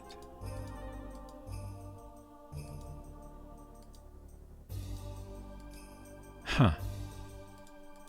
I'm so confused.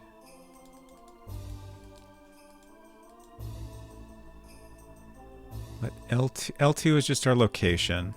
S8 basically is a variable that keeps track of whether any SAS is currently being displayed. So if it is, then in this step we move it out. But then I'm pretty sure after this check passes, we should be setting the S7 to a random number. But we don't. We just immediately start checking to see if it's a certain value. So it's basically going to use whatever value it was last set to, which is not really what we want. Because that'll basically display the last message you saw.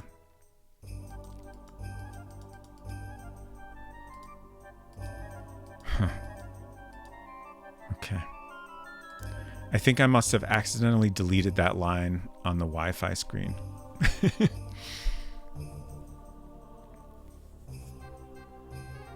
I'm glad I spotted that.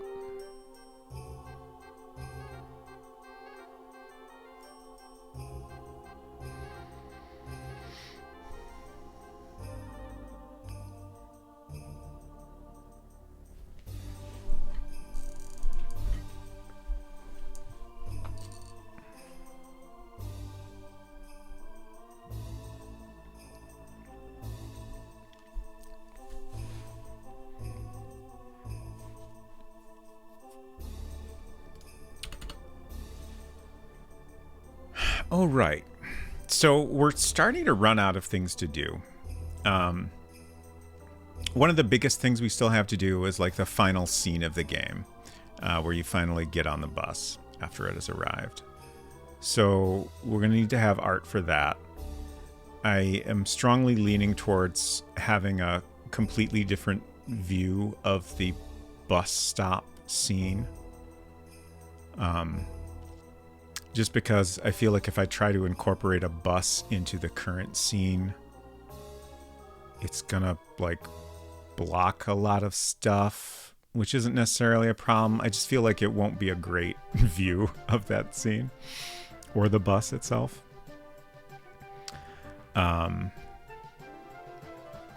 So that's kind of our last piece of art that has not been drawn at all and is like vital to the game. There's lots of other things I've had in mind that I kind of would like to add in terms of like additional scenes, but my plan has been I'll finish the game and get it in like a fully playable state, and then I'll consider whether I still want to do any additional scenes. And also the size of the game at that point might be a factor. Okay, so let's speed this up a little. Let's go all out. So much faster. So again, we want to move all our SAS to storage here. This is basically duplicated code from the other screen. There's no way to share. We have global code, but it's not really appropriate for this. So we just have to copy and paste between the scenes. Okay, so this is what I was expecting to see, which is we take S7 and set it to a random number divided by 10. I do not know how that got deleted from the other screen, but we'll want to copy it over there. So let's think about this. 100 divided by 10 is going to be 10. So if we divide by 11, wait, by 9, yeah.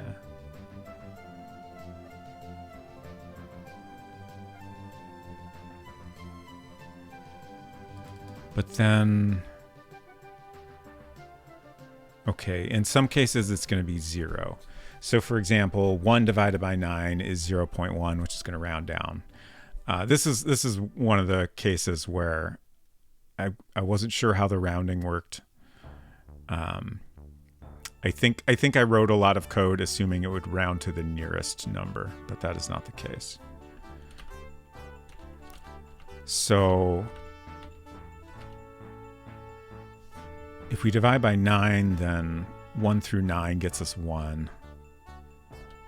And then so on, and we'll get up to like 90 divided by 9 and give us 10. 91. And then at 99, we get to 11.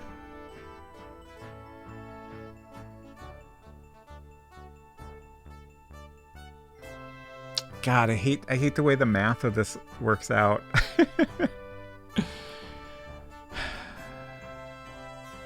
Like, I feel like if it was rounding to the nearest number, it would get us a better distribution when we have to do this kind of math. Not 11, 9. Again, this isn't super important though. This is just a random message. So like, if the last one is a rare one, that's fine, I guess. And then the other thing we need to account for here is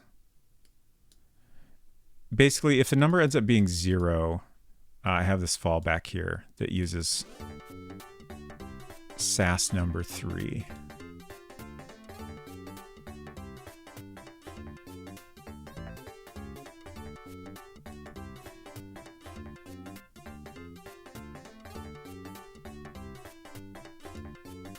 I'm just kind of thinking here. I could change this fallback so that this is 11. So if it's a low random number or 99 or 100, then it would be the last one, which makes this one more likely to happen, which I guess is not really what I want.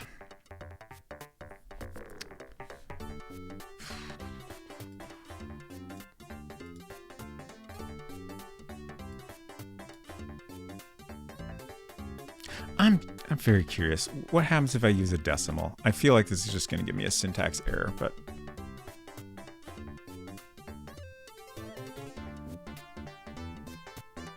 oh, I should have sped it up. Now I gotta wait 5 minutes to find out what happens.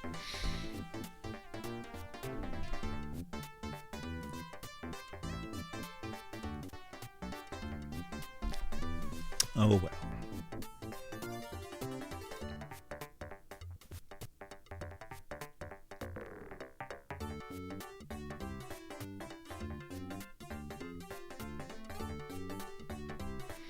All right, when I started talking about the bus stop, another thing I was going to say was one significant thing that hasn't been added yet is the final email message. I think I want to have an option to reply to it.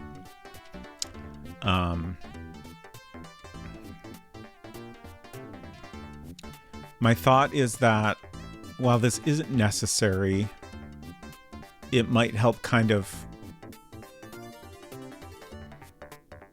let the player decide how the game ends. Kind of gives you a chance to like decide how the character feels about things, which I think would be nice. And it won't do anything.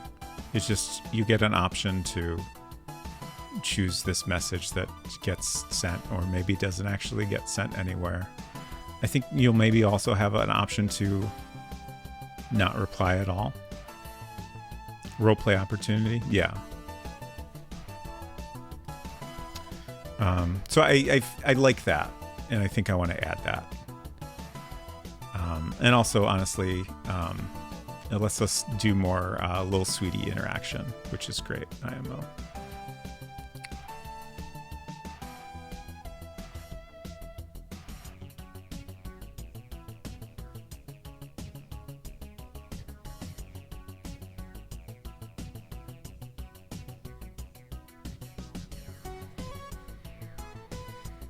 What else do we have? I have a list of essential things to do. Most of them are kind of small. Some of them are things I'll do off stream. The title screen is a pretty important one. I might be tempted to start experimenting with that. So yeah, as expected, we have a syntax error here. I just wanted to make sure. So let me think about math again here. If we divide by 10, so if we have 1 divided by 10, that effectively gets us to 0. And 1 through 9 will give us a value of 0. 10 through 19 will give us a value of 1. And then we get up to 90 gives us 9. I guess 90 through 99 gives us 9. And then 100 is the only value that gives us 10. So actually the way this... Yeah, the way I had this before is not great. Okay.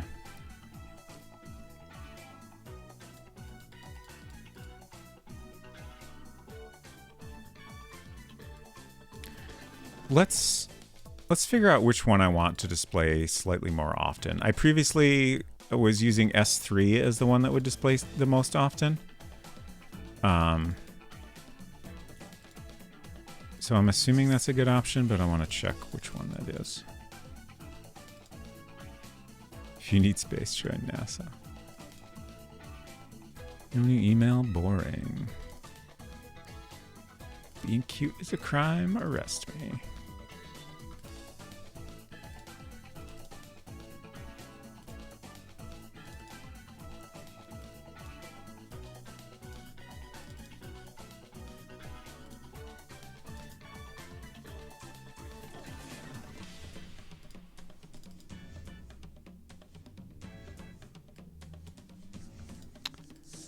So maybe we'll do the no new email as the slightly more common one. So that will be our fallback. And then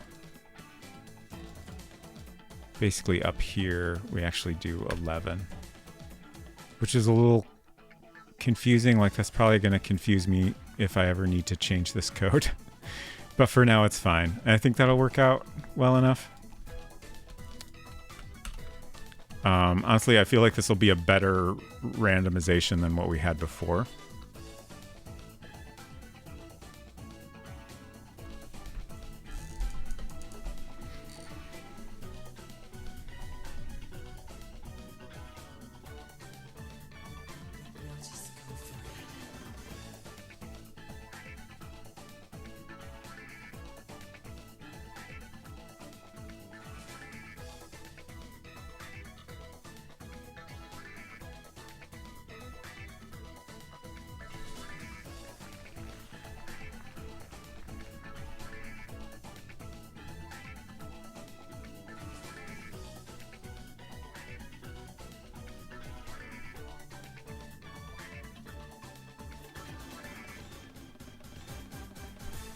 All right, now I'm scrolling down to my list of things that are not essential that I probably want to do. For example, I really don't like the Electrolyptus plant art.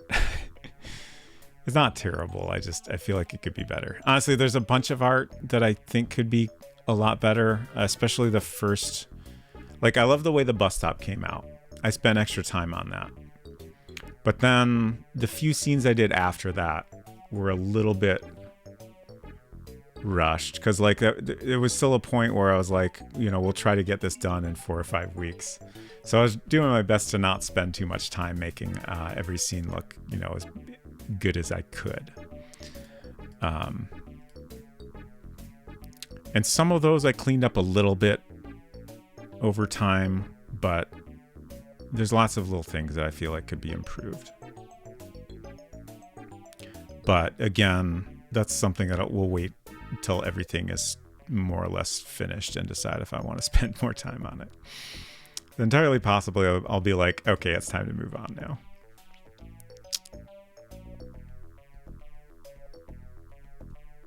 I also keep thinking a lot about a scoring system.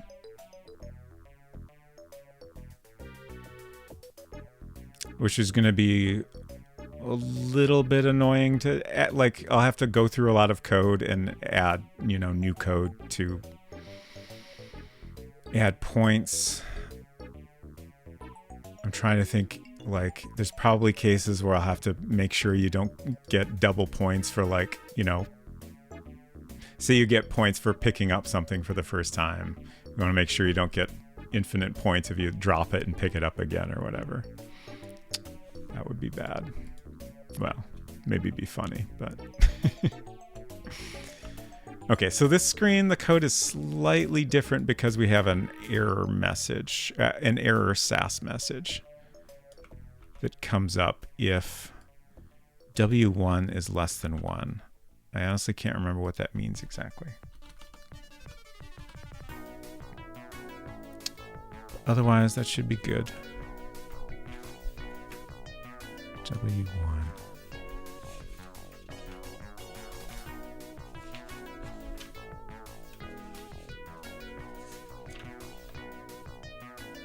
Okay, so that's when you're not connected to Wi-Fi. So that always shows when you're not connected to Wi-Fi? Is that intentional?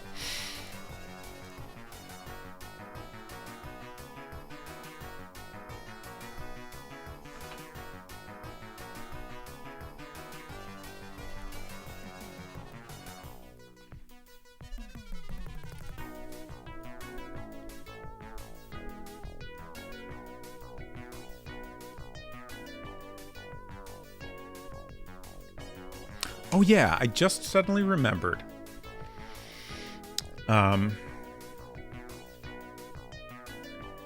About a project. Shoot, what's it called? It's a I don't know why my brain works this way, but often when I can't remember a name of something, I can remember approximately how many letters it is and like usually the first letter. Sometimes, you know, maybe a couple other letters. But I know it starts with M and it's 4 letters long. That's all I can remember right now. But it's basically a project to create a program that can run classic Mac programs without a ROM file or the system software. So it's kind of recreating the environment to run apps as opposed to, you know, an emulator is emulating the hardware and then the, you know, the actual software is running on top of that. Which would be really cool because assuming this is released in a way that, you know, would allow people to redistribute it, that would allow me to, you know, make the game available in a way that you could just download it and run it as opposed to having to set up an emulator, which would be pretty cool. But from what I could tell, that's probably a long ways off. I don't think they've released anything yet, but it does seem like they have made quite a bit of progress and have tested a bunch of things successfully to some degree. Okay, so I think we're quitting and testing now. Yeah. So we want to test the email screen and the Wi-Fi screen. Just make sure it seems like the messages are reasonably randomized.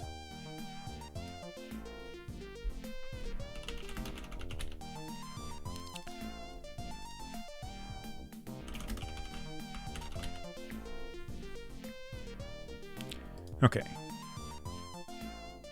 So first we need to unlock.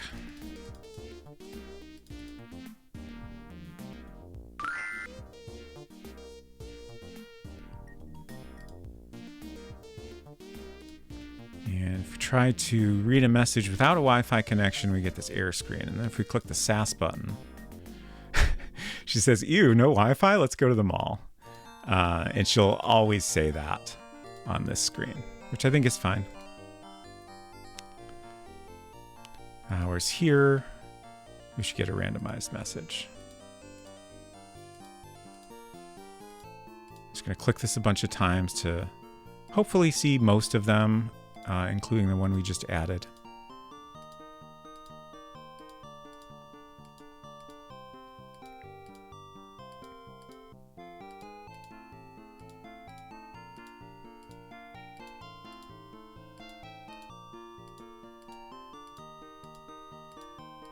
Where's our new one?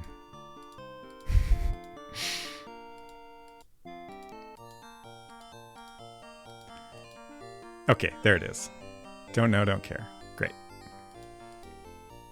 Oh, and it came up twice in a row. Figures. Now it's just coming up every time. That's funny. But yeah, I mean, there's going to be some of that because, you know, it's random. We don't really have any way to, you know, make it. We could have it cycle through, but we don't really want that. So it's good enough. Great. It seemed like we were seeing most of them in a reasonable span of time there. So now let's check the error screen when we are on Wi-Fi.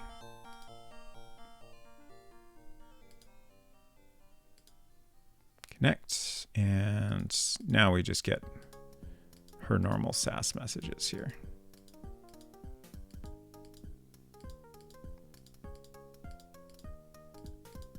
Great.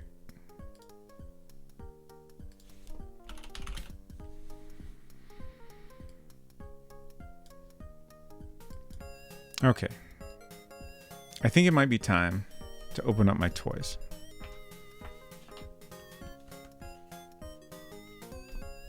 It is midnight. Don't want to be making noise too late. So,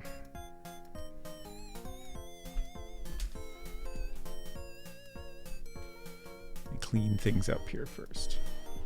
So I recently bought a couple of musical instruments.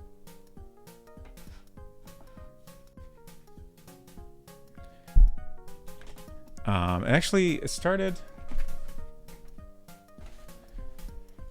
my interest in getting some new musical instruments started with this Casio VL Tone, which we got out to record a little song for our World Builder game. And just had a lot of fun fooling around with this, and I thought it'd be nice to have something that can, you know, create some different sounds than what this is capable of. It's a nice little device, and you can actually, I'm not going to try to do it because I can never remember exactly how it works, but there's a way you can like program in the kind of sound you want to generate. And then you also have a bunch of presets, like this is piano, you have fantasy, violin, flute. Hopefully y'all can hear this a little bit at least. I should hold it up more to the mic.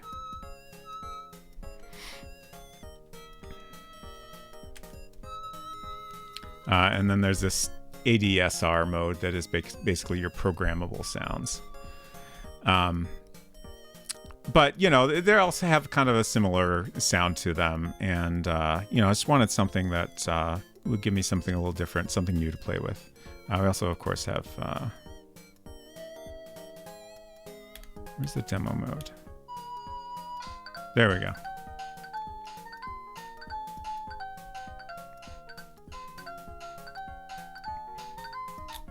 Hello, MZizzy. Just in time. So that got me thinking about getting a new synth. Yes, this is Strongbad's head. And he plays the demo sound when he gets mad. So that got me thinking about synths, and I started looking up different synths that were not exorbitantly expensive and were, not too huge.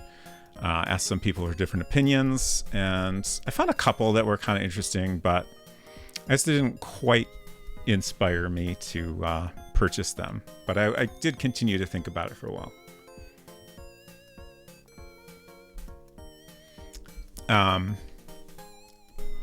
And then a while back, MZizzy tweeted about a little device called the Blip Blocks. I think that's correct.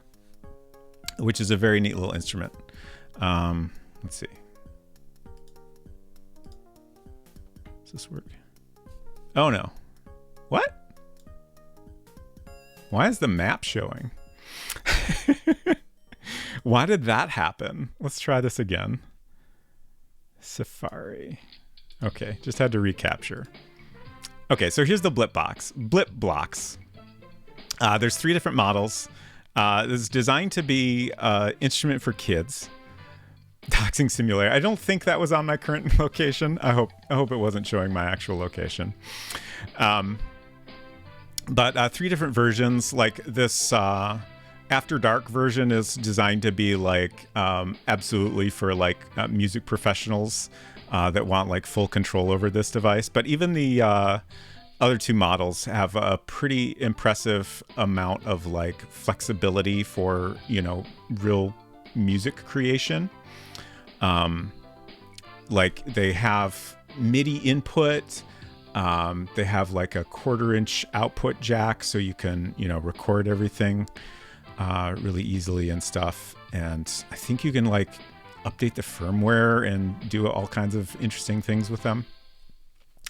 So that got me curious about other basically instruments for kids that, had professional audio capabilities. So I did a little searching and came across the Dado Duo, which is in this box. And I just recently finally decided to buy it.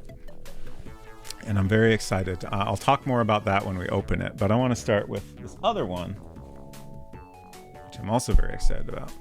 Once I decided to get this, I was like, so I can create a bunch of cool sounds, but like I also want some kind of drum sounds to go with it, right?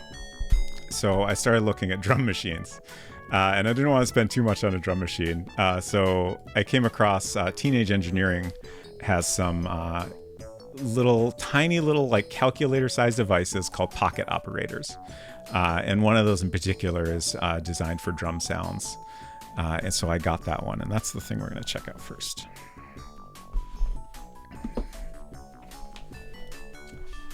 And hopefully, speaking of doxing, I'll again be careful to take out any packing slips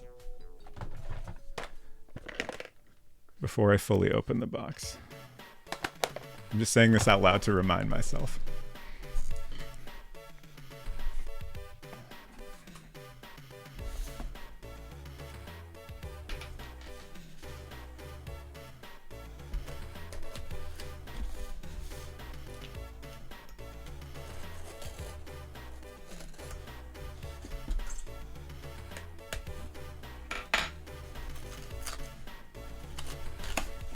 Okay. Taking out the paper off screen. I almost started to open it thinking that was safe, but no, my address is right there. Okay. Hopefully that's it.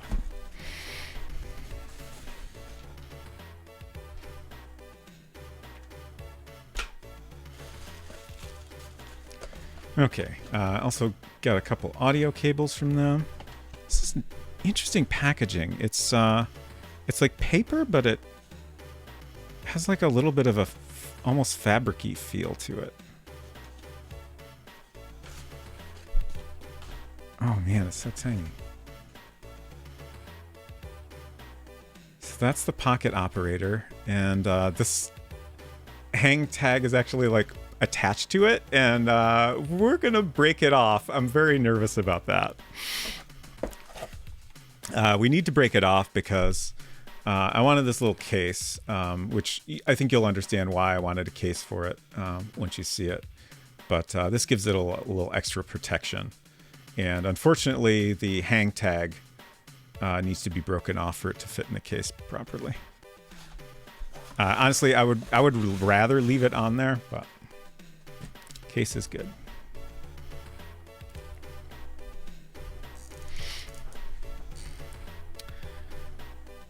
I feel like it's more fun to do it this way, yeah, even if I almost accidentally dox myself.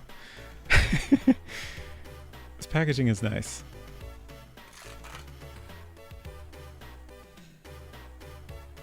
Oh, okay. This feels so delicate.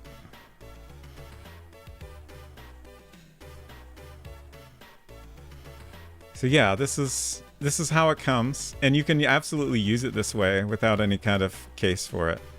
But I figured I would rather have a case on it.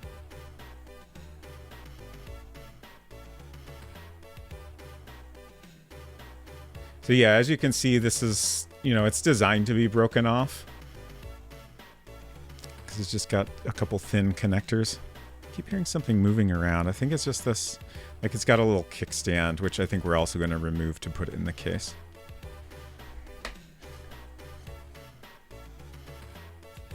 Oh, we got some instructions here. Nice. Power up, play, create, and tweak.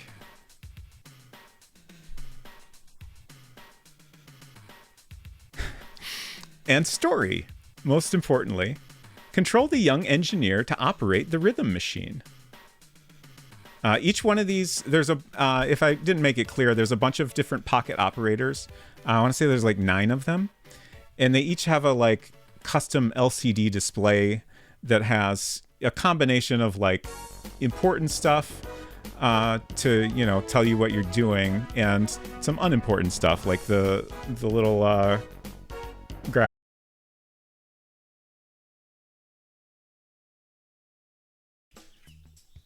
Okay. Hello? Hello? Hello?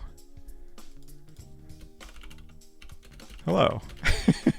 Hello. Are we here? Oh, hello. Thank you. Thank you, Emmy. I don't know what happened there. It seemed like just a temporary disconnection. Apologies. Did y'all miss much? I'm not sure when it disconnected exactly.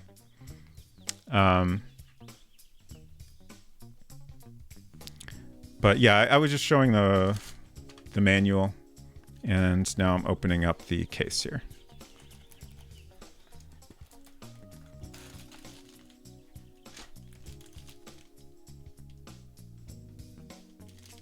Uh-oh? Why are we saying uh-oh? Oh, no. Huh. Now I'm actually getting dropped frames. One of every 40 frames. That's not great. Let me take a quick break. We will see if things settle down, and I'm also going to investigate whether there's anything wrong on my end that I can do about this. So I'll just take a quick break, and I'll come back hopefully in a couple minutes. Or maybe we'll just have to end stream and do this another time. Hopefully not, because I'm really excited to play with this.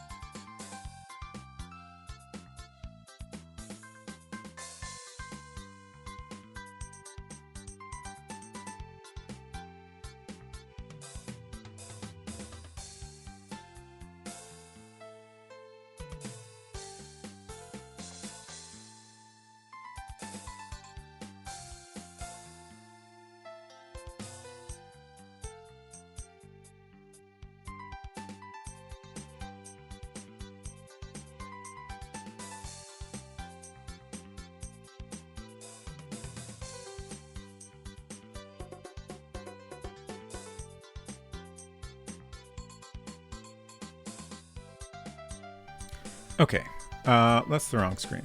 There we go. Hopefully things are okay now. There doesn't seem to be any issue on my end, so I think it's just a Twitch temporary hiccup. So I think it's been okay since that last problem. Thank you for the egret. Okay, so we'll just continue and I hope that never happens again. All right, so here's the case.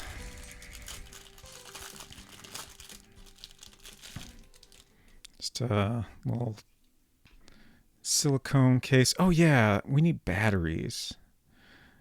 I remembered that earlier today and then forgot to follow up on it.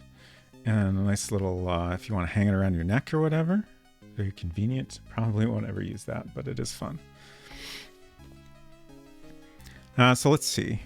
Extended user guide. teenageengineering.com/guides. Okay. So we're going to go ahead and take this off. Actually, did the case come with any instructions? Pro soft buttons, battery protection, anti-slip feet, neck strap included. It's interesting that this doesn't have any instructions, but I did look up how you put it on the other day. So I know that you need to break this off, which I fucking hate. We're just going to do it right now. I hate this. I hate this. I hate this. I'm doing it. Oh, wow. It's... Okay. God, that was terrible.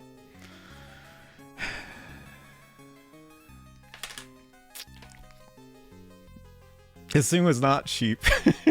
And I kind of love that, like, they designed that as part of the experience, but I also hate it. Testing for lag. Oh no, is there lag? And then we also want to take off this clip, which this, at least, is something that's, you know, designed to pop off very easily. So let's see. I think the top just kind of...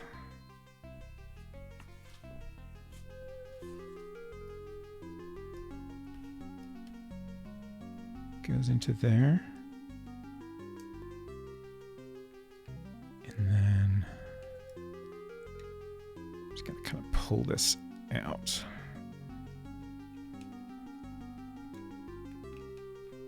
This is tricky.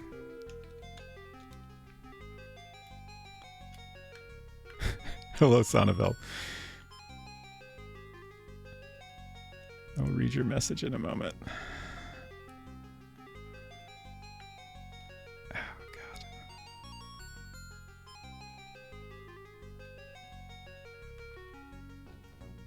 Can't get this last corner in.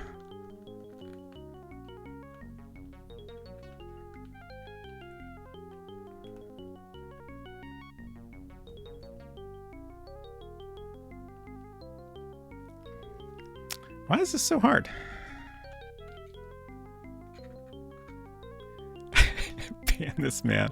Do not remove circuit board antenna. Removal antenna will avoid warranty and destroy its factory set calibrations. I agree. You're banned, Sonneville. I might just have to fuss with this off stream. It doesn't really matter if it's in there perfectly. But then you have these... so, you know, normally this gives you a nice angle, but with the little battery protector guys here, that, you know, props it up for you.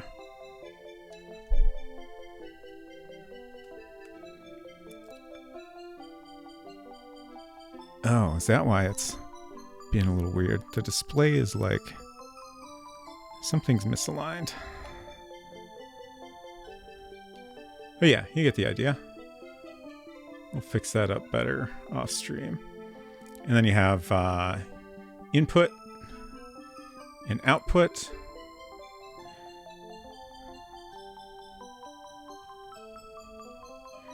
Let me go grab some batteries real quick. I'm just going to leave it on this.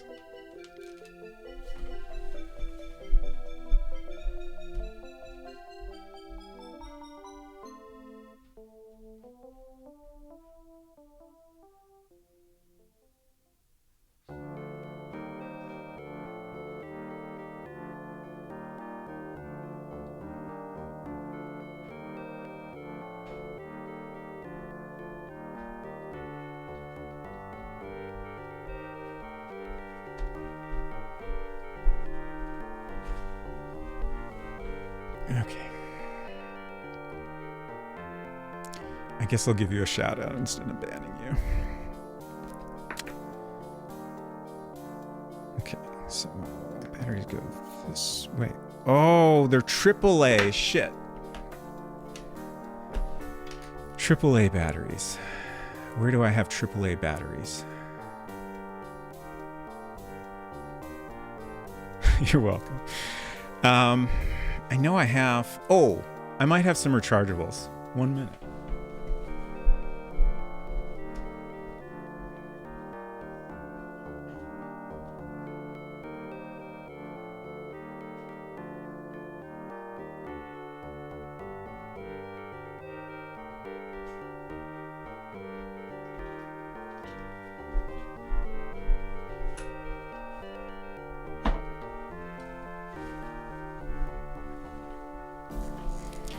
These have been sitting here for a while, so I brought all of them in case any of them are dead.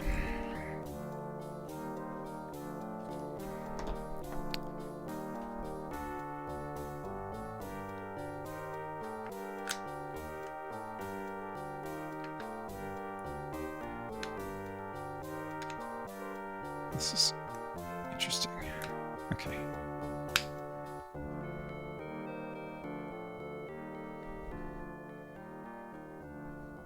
Oh, it's lit up now. Exciting. And this does apparently have a speaker? I think if I remember correctly, the speaker is like behind the display. This not fitting on is really bugging me. I'm just gonna... Oh, I made it beep. I'm gonna try to get this on here.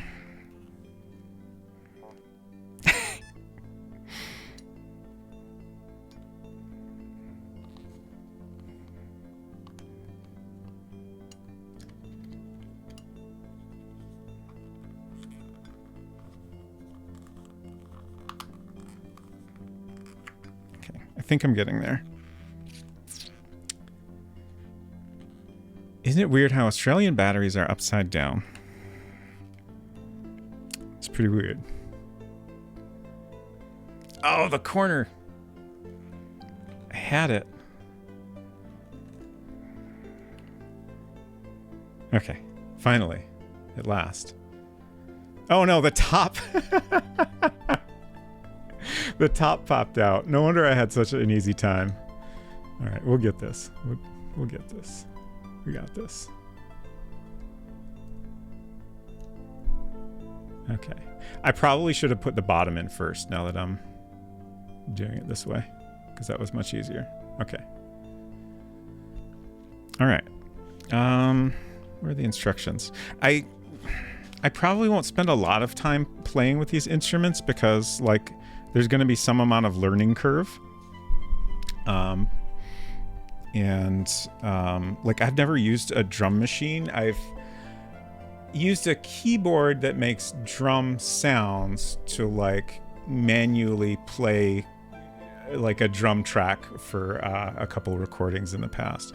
But I've never programmed a drum machine, which is a very different thing. So I'll definitely need some time to get used to how this all works. But we'll get some fun noises out of this at least. We should pause the music.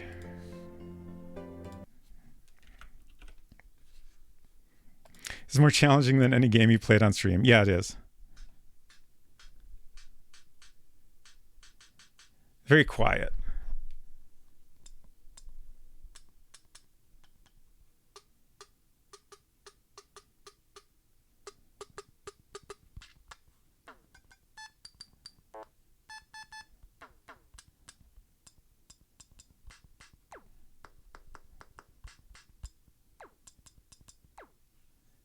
Neat. Let's see. So we can set the clock. There's an alarm clock. I think we're just in play mode right now. Making a beat. Select sound, hold sound, and press any key from...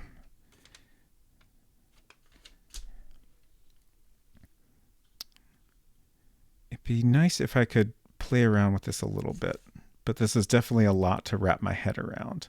Also, let's see. I'm trying to think, like the sound, I assume that was very quiet for y'all. Like the speaker is not loud. I'm trying to think of how we can get audio like actually going from the device to the stream. I'm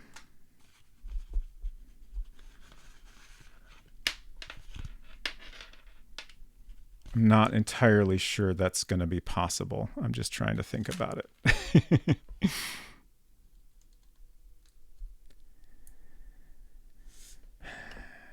I guess I don't necessarily need my headphones. I believe most modern Macs have an audio jack that doubles as both input and output, depending on what's connected.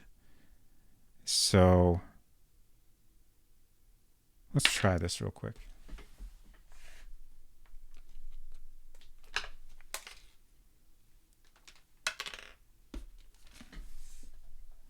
Let's do experiments.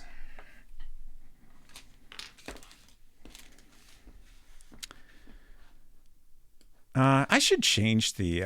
We're not making a game anymore, and this could very well go till the end of stream. So I should change the category. There's like a music category, right? Not that we're making anything that resembles music, but that's more appropriate than software.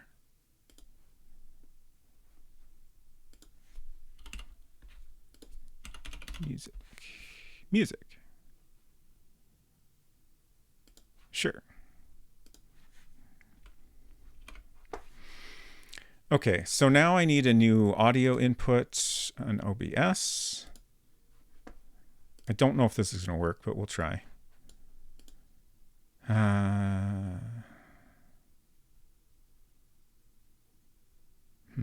Default, I guess. Experimental noise fusion, exactly. Okay. Okay. That's nothing. Okay.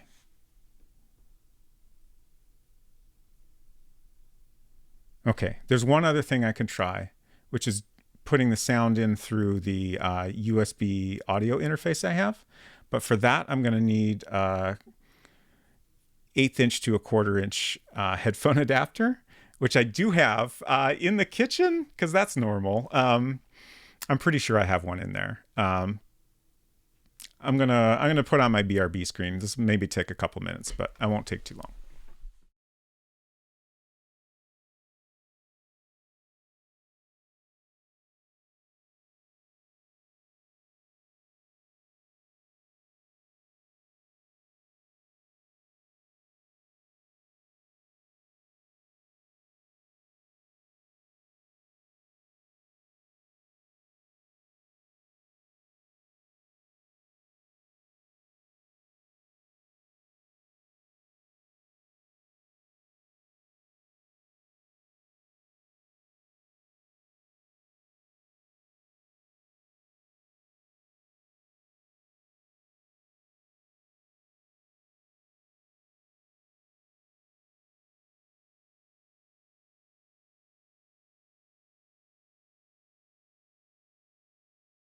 That was actually, I did the wrong screen again. That was actually much easier than I expected.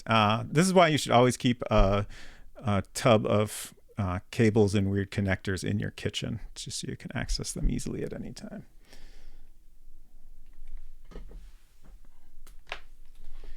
So this just connects into here, and then this will plug into the audio interface.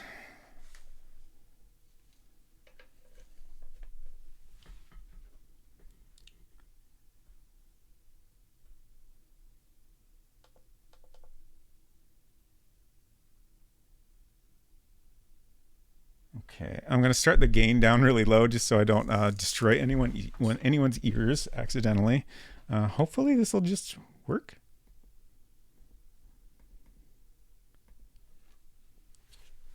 I need my headphones back. Oh, this is actually an interesting problem. I need to monitor. Oh, dang it. I really should have thought more about this beforehand, but we'll try this. I need to monitor the sound because I can't hear it. But that also means I'm going to hear myself with just a very subtle delay.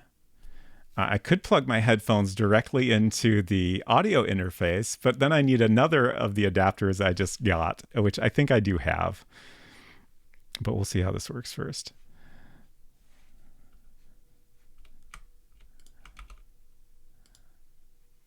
One moment.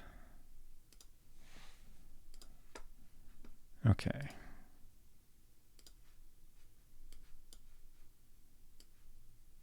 Microphone, monitor, and output. Oh, and now I can hear myself. That's weird.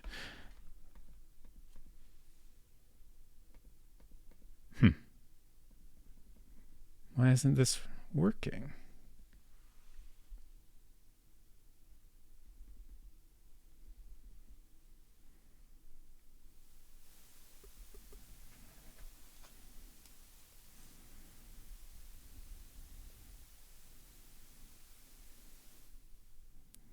Self barbershop.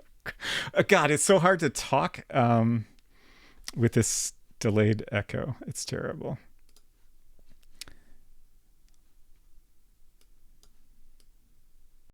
Okay, that's gone now. Barbershop quartet. That makes a little more sense. I'm just trying to see. Oh, we can change the volume. I wonder if the volume is just down too low. Hold BPM and press 1 through 16. Okay, let's try that.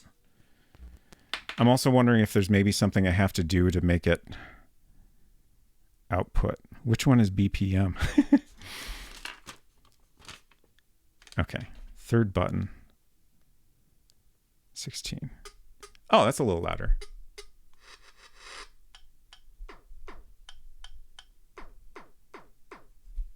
Is that reasonably audible that we can spend a little time trying to program something in here? Let me know. Oh. Audible. Good. Thank you. Thank you. All right. We'll just do it this way. So how do I start programming? Making a beat. Select sound. Hold sound and press any key from 1 through 16 to select the sound. Okay, so there's a sound button.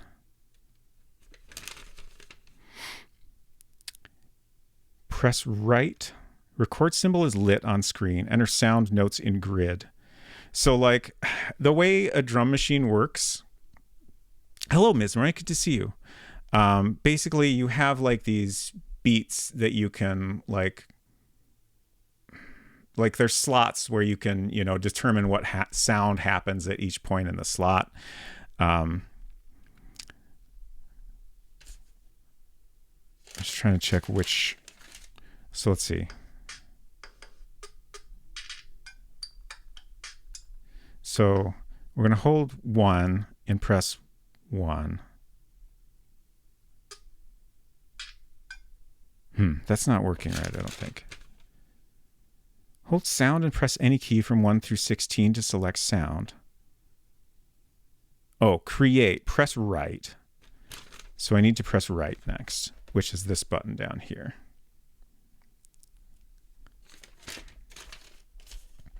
Record symbol is lit on screen. Is it? Oh, I see. This little symbol here.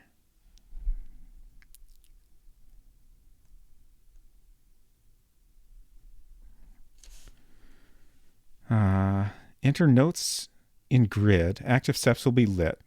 Press play to listen to your pattern. Okay. And play was this one. Oh. I guess we already have something programmed in.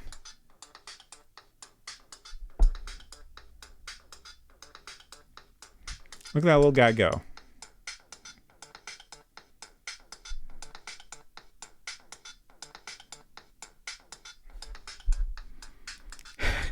Missed opportunity. This should have been called DG Game & Watch. Yeah, it very much has that vibe.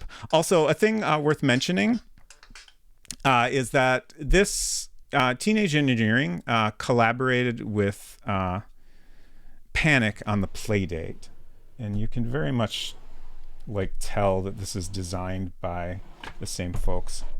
Do I not have my Playdate here?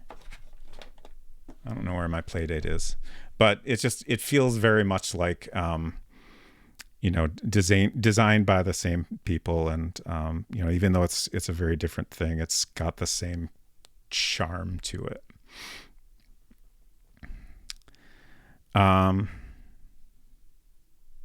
Give Mizra a shout out. How do I clear or select a different?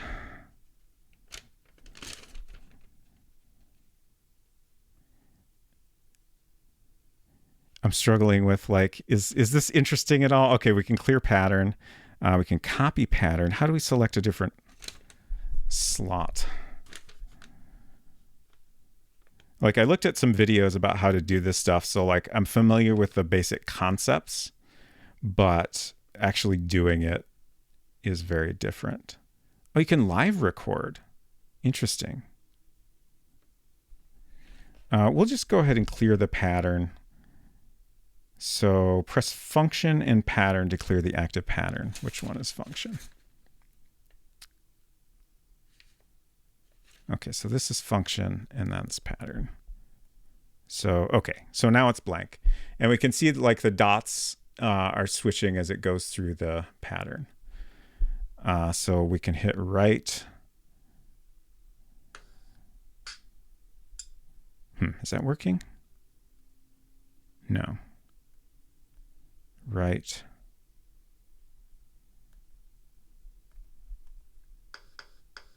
Okay.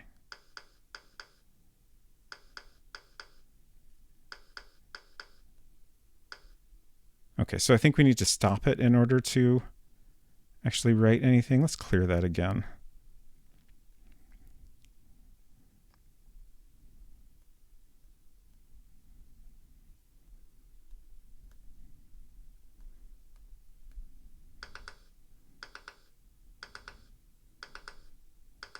It's a little fast, maybe. So, okay, so like basically I've selected this like kick drum kind of instrument sound and I hit right, and like we have slots 1 through 16, and the ones that are lit up are the ones where you're going to hear that kick drum sound that I currently have selected. So I can go ahead and turn on and off any given slot. And then I can pick a different sound. Oops, I'm still in right.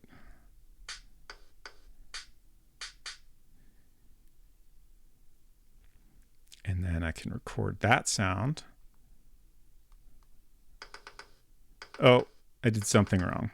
Let's get rid of those.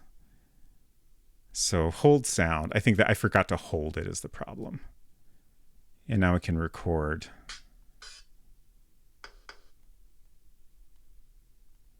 In those slots.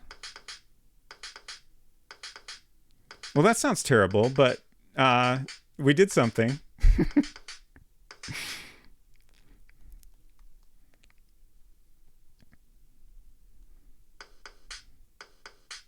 That's a little better.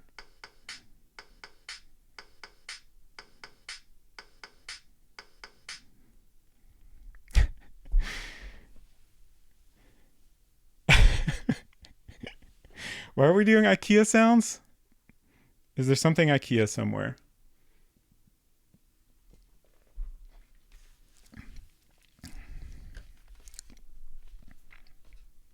Freestyle rap? No. Nobody wants that.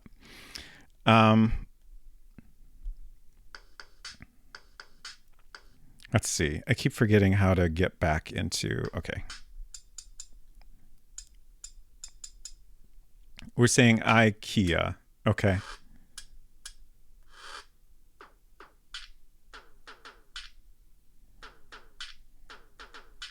Let's try the...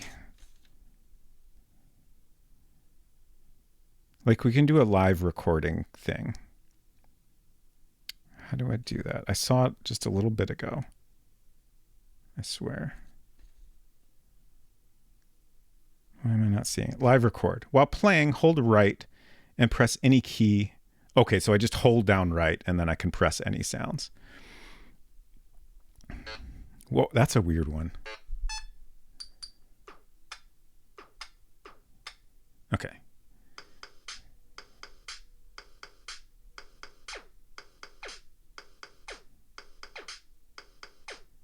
That was very poorly timed, but it worked.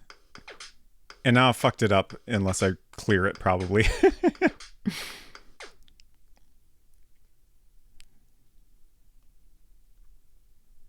All right, I should quit goofing around with this one for now. We should get on to the main event, the Dado Duo. But that's very fun, and I'm excited to play around with it more and maybe make some little songs.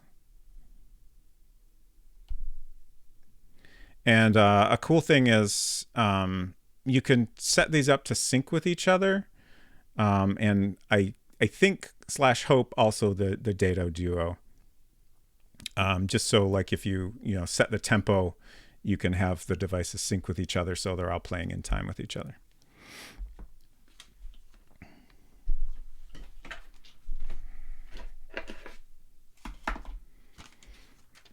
This was the worst experience.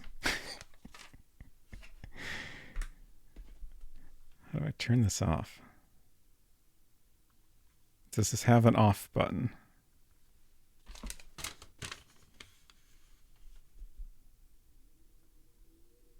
Huh. Do I just have to take the batteries out?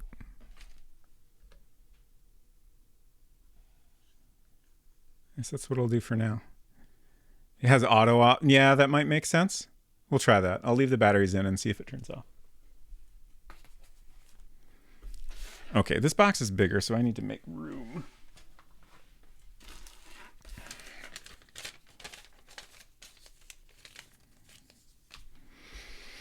Hinton, hello.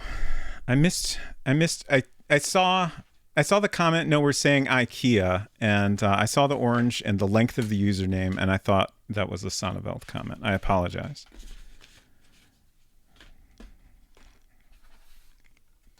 But I hope you're doing well, Hinton.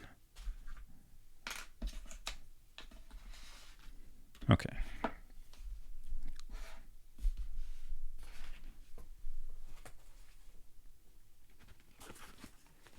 Turns off when the batteries die. Well, sure, yeah. Let's get this keyboard out of the way. Apparently we don't even have room for that anymore. Sonneveld and I are easy to mix up lengthwise. Yeah, and my brain very much categorizes words by their length, and same color makes it especially difficult. Okay. I honestly kind of hate to cut this tape because it's so cute, but that's the only way we can get in a reasonable way.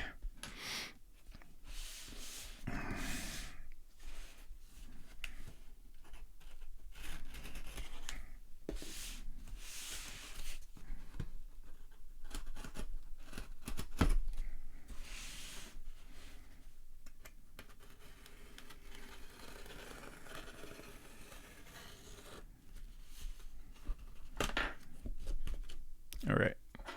Don't want to docx myself. Widthwise. Oh. Okay, so this does have another box inside the box. Let me move this off camera and find the packing slip.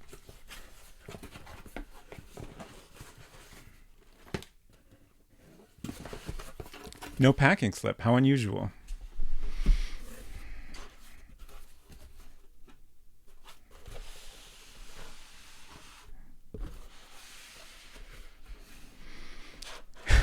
We have some cool parrots that will mess with your stuff. That's great. Kakapo, I assume, is a type of parrot.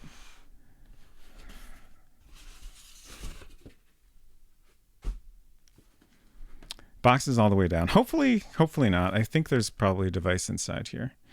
Made in the Netherlands by Dado Musical Instruments. This actually shipped from the Netherlands. That was the quickest way to get it, is ordering directly from them. Synth for 2. So this is designed so it can be played by 2 people, although it doesn't necessarily have to be. But again, it's designed for kids, so it's very easy to play. But it also has a lot of cool features if you want to use it for professional music. God, this thing is so cute. Oh, it's heavy.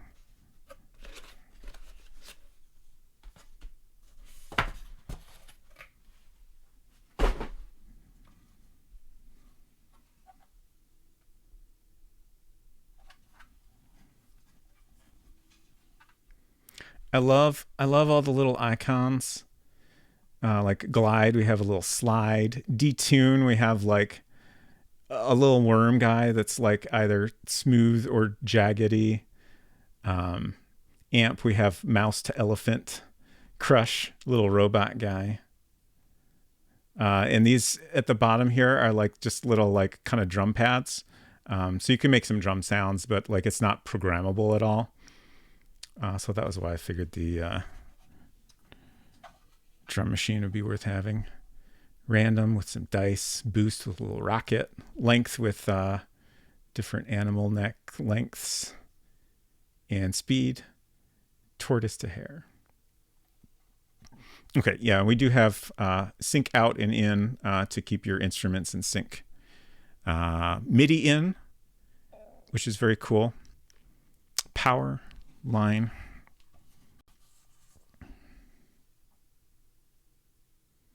And a USB port for power, which is good. I will be needing that. Oh, it doesn't come with a cable, I guess. I need to go grab a cable.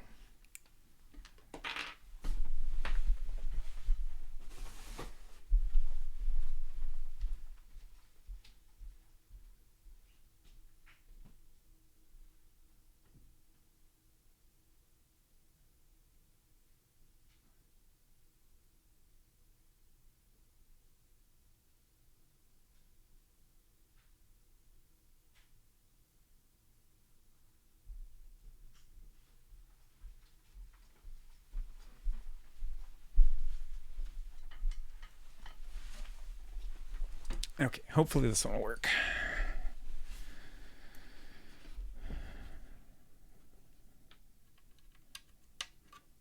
And also, this does have a speaker, which is much more sizable, so hopefully we can hear this one very well.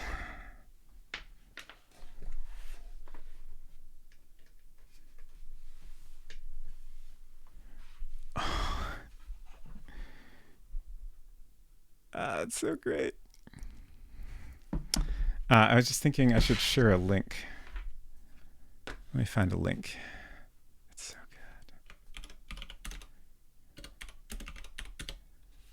good. Honestly, you could just Google Dado Duo, but I'll share it anyway.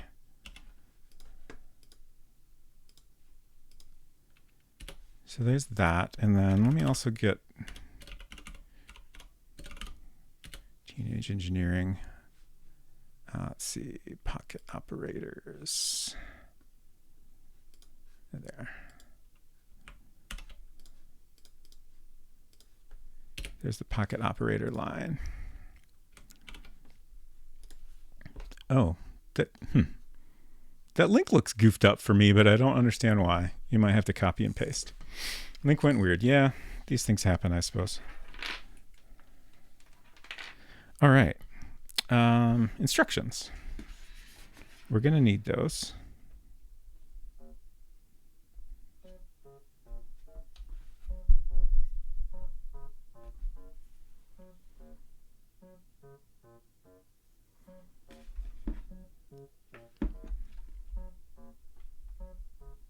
Okay, it's turned up all the way. Let me know if that's reasonably audible.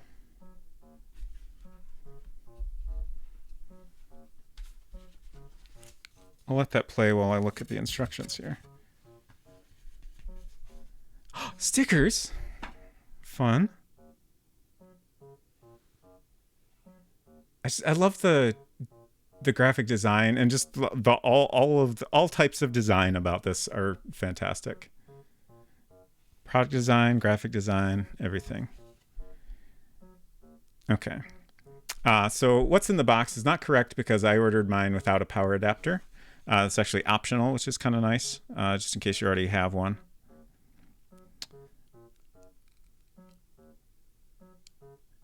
So that's all straightforward.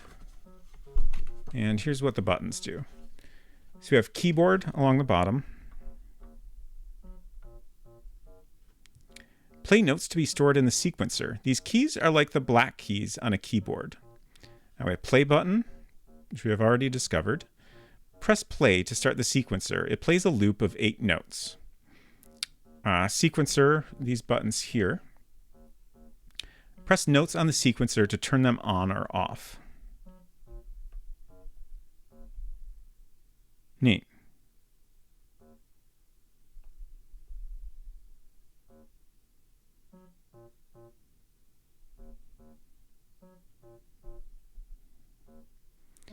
Pitch arrows transpose up or down by 1 semitone at a time. Unofficial Nina raid. Nice. Hello, hello. Great to see you, Jake. We'll give Nina an unofficial shout out. I hope Dota was great. You can barely hear it? Okay. It is turned up all the way. Again, we have...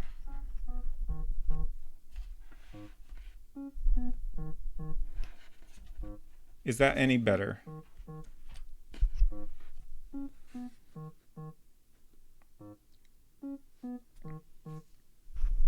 I can really get it in there if we need to. Hopefully you can still hear me okay. At least I can elevate my voice if necessary. That's better? Okay. Wild games. Nice. Hopefully you can hear everything now, but if not, let me know.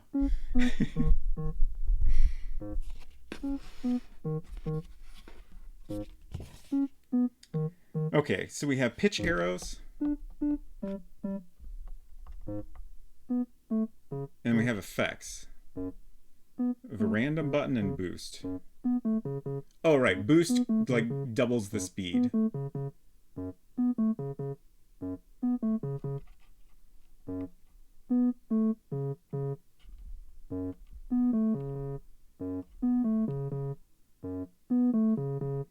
So, how do we change? Okay. So as it's playing through the notes, you can hit a different note at any time to change what it's playing there, I think. Maybe. Or maybe...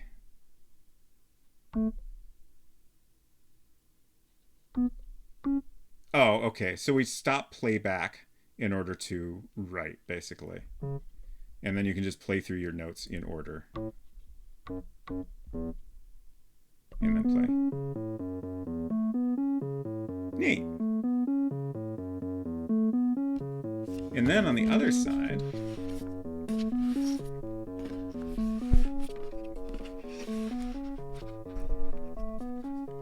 we have all kinds of fun things to play with. We have effects. Add various effects. Press and hold these buttons so we can glide.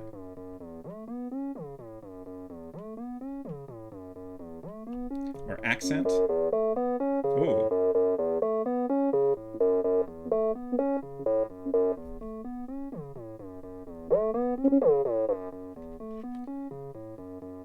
We can detune.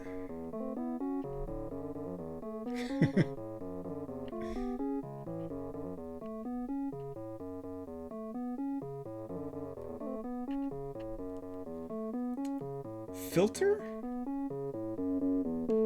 Oh. That got me more volume.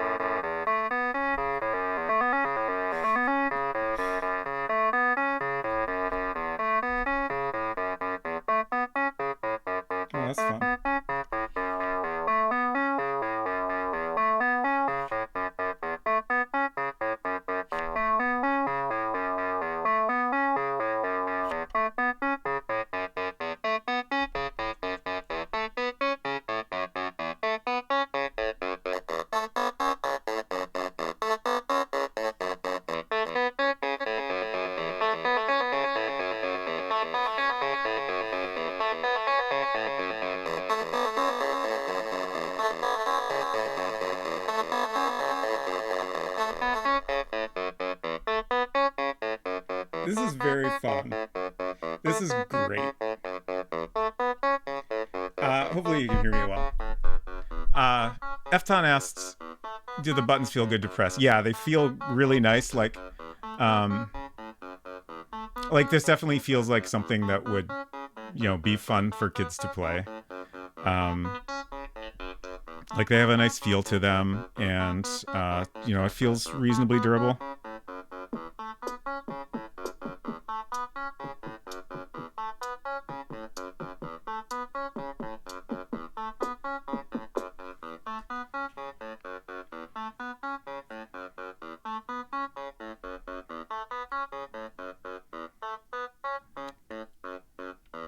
Okay, so I think I wanna experiment a little further and actually try to sync this up with the drum machine.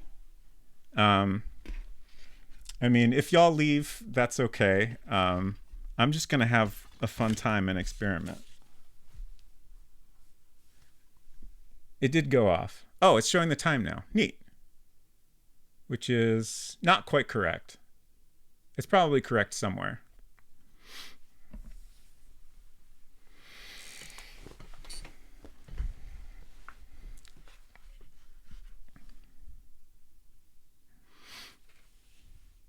Wait, you've never heard anyone else mention electroplankton? I thought everybody knew about it.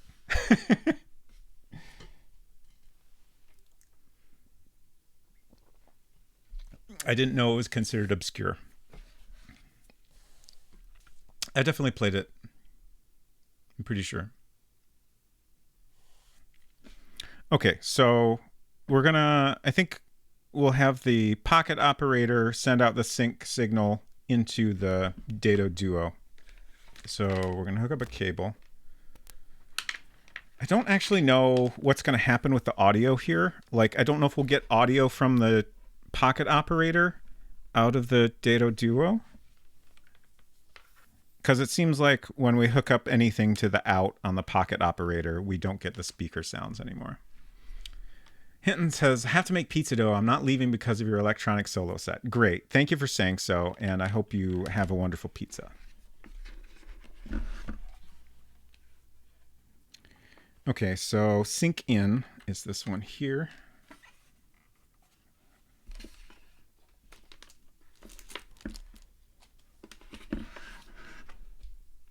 Oh, y'all, my body is very sore. I tweeted a lot about this yesterday, but I'm just going to summarize it. I had to repair the sink. It's very cramped under there. My back was frequently up against like a piece of wood that was jammed into it. And the worst part of the experience, first of all, it took me an hour and a half to find a 20 millimeter wrench. I had to go to 2 stores. And then once I finally got the wrench, it took me another hour just to get one bolt off to get the faucet out. It was just in such a cramped space, and I could literally turn it 1 or 2 millimeters at a time. After I got it undone a little bit, I was finally able to just kind of wedge the wrench in a weird way and make more progress more quickly. But it was terrible, and I feel bad all over now. It's fine. I just wanted to share. Okay, so how do we turn this back on? Okay, just press anything. And then, okay, so it's now playing, but we're not hearing anything. So that maybe answers my question of whether or not we're going to be able to hear anything.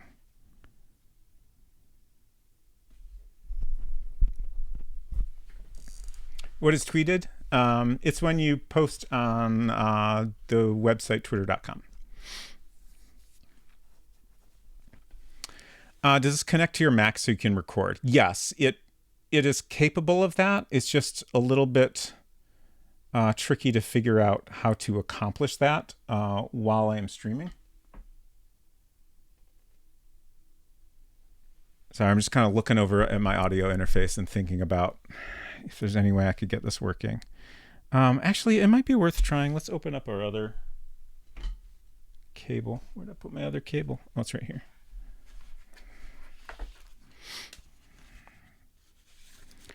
Let's see if this comes out any different.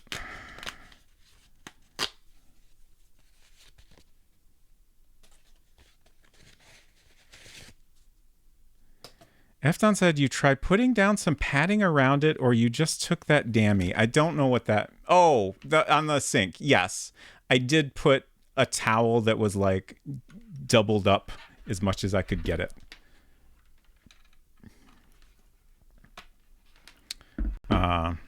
It was not enough. Like, it didn't really matter how much padding was there. It was just a very uncomfortable way to have to contort my body.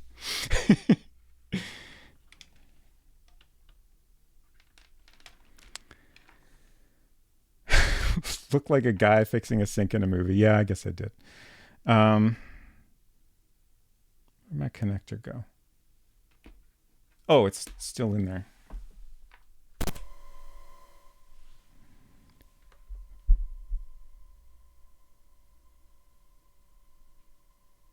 Are y'all hearing that? Because I can't.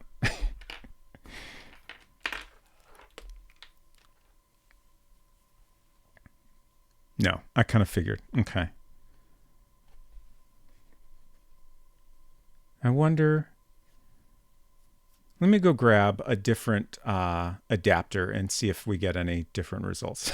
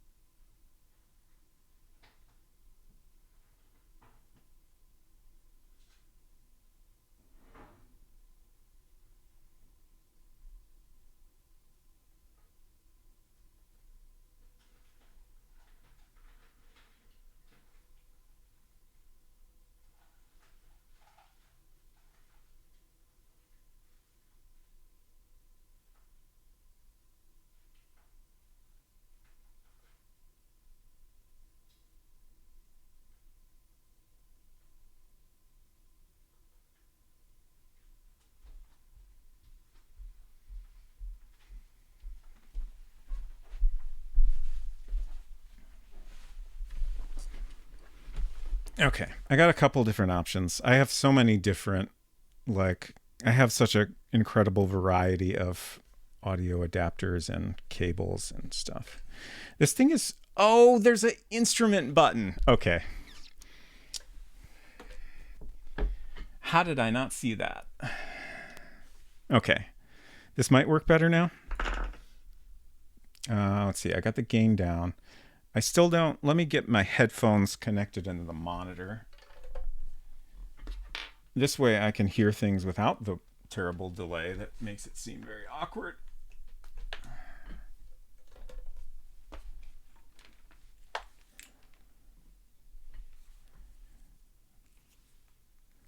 Okay. Hello? Hello? I can't. Hello? So I'm trying to hear my own monitor. Oh. Hello? Why can't I hear myself?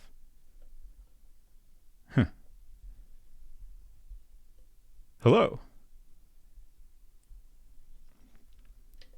Oh. Okay. I have now I got the audio on and I've destroyed my ears. It's fine. Okay, but we have the monitor now. Hopefully that didn't make anything else go bad.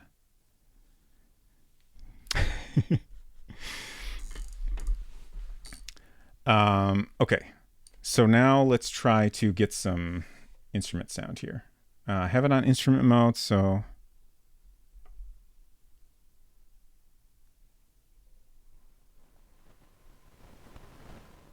still nothing. Dang it.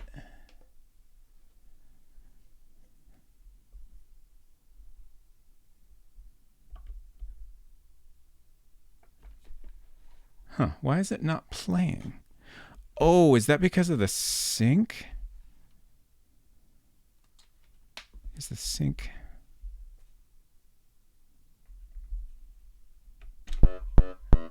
Oops. Oh. Oh, sorry about that. Shoot.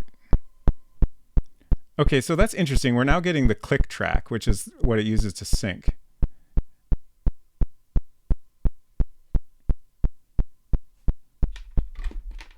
Sorry about that. I hope it wasn't too loud.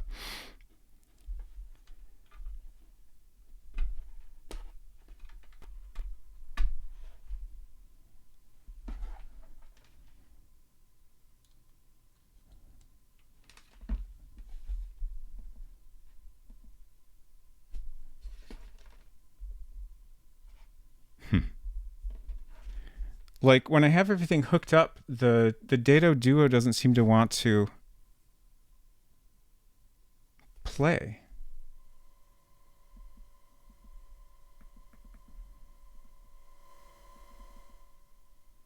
Now, so we were able to get the click track, but not any other sounds out of the pocket operator.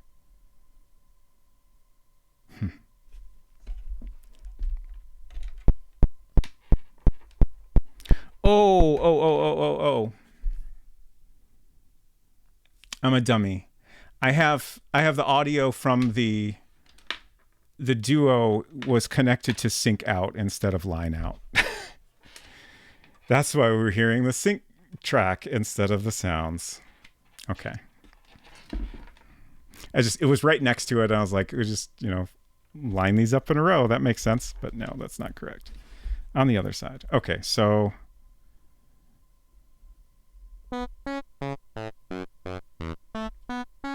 there we go. Okay, so now let's try to get the sync working.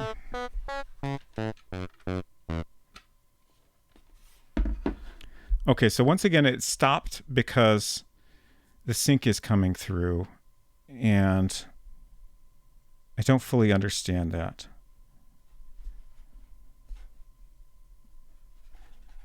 But let's try to get something playing on the pocket operator here.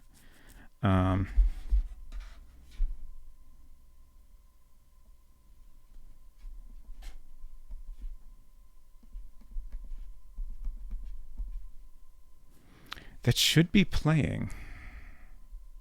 You have to put the white shirt and jeans on for it to work. Maybe you're right.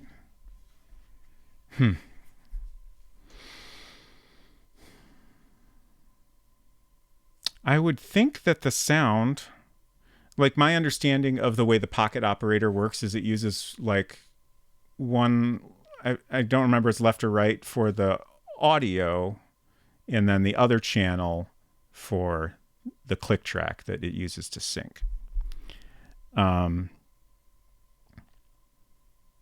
So I would think that the audio would come through that same cable and then come out through the Dado Duo's output, but that doesn't seem to be happening.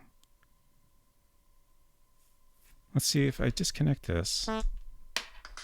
Oh.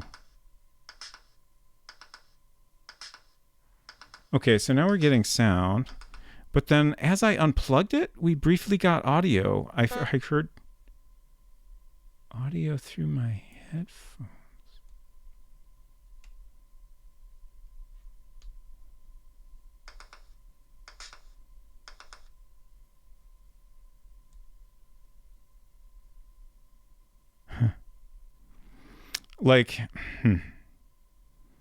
Yeah, I might just have to spend time learning more about how all this stuff works. I kind of wonder if it's possible I bought the wrong type of cable or something. Or maybe there's just something I have to do that I don't understand yet. I'll check the manual real quick. Oh, Jake, I missed you saying goodnight. Thank you so much for stopping by. Hope you have a good night. Though you're probably already gone. This is equipment for catching ghosts. Ooh. Bonus usage I was not aware of. Oh, it does say auto power off right there. That's funny. Powers off when no buttons are pressed for a while. Can you connect the pocket directly to your Mac? Yeah, I could do that. Let's try that. Just as another experiment. If we can get some audio out of that, that would be worth trying.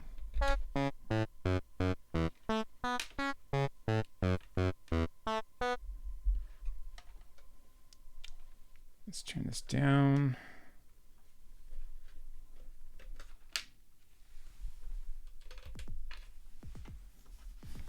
Okay. There we go.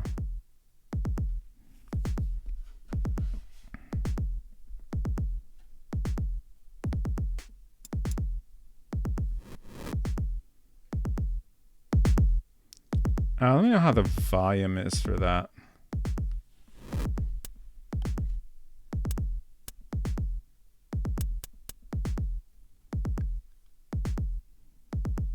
Let's erase this. Oh, it's unpleasant. Sorry about that. Now we're getting just the click track, huh?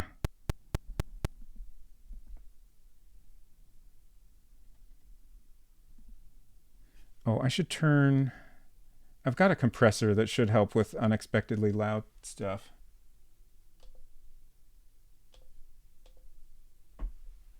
Hopefully that'll help a little. So, let's see. I don't think I reset it properly.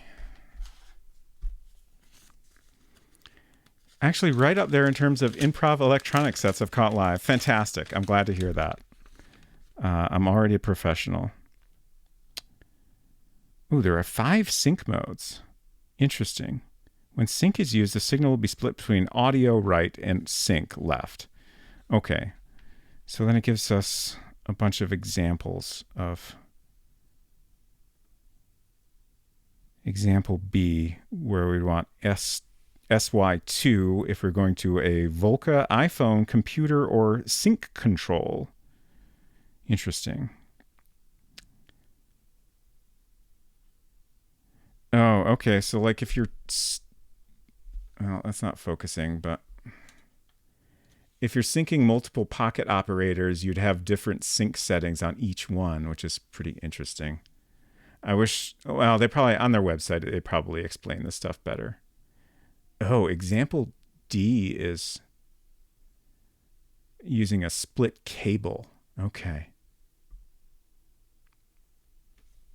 But we probably want SY2 right now. So how do we switch? Sync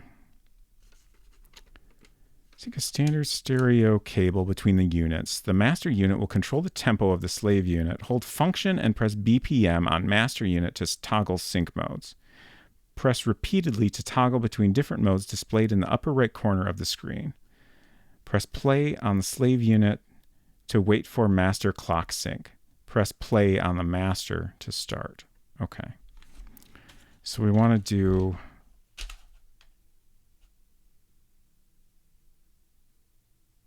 Hold function and press BPM. I think this one is function, and then this is BPM. So that's sync 0, sync 1, sync... Oh, wait, what?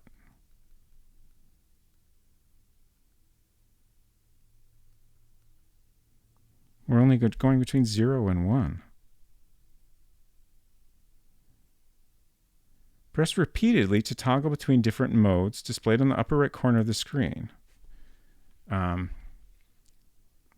So it displays right here where we currently see 604. And it's just going between 0 and 1 for some reason.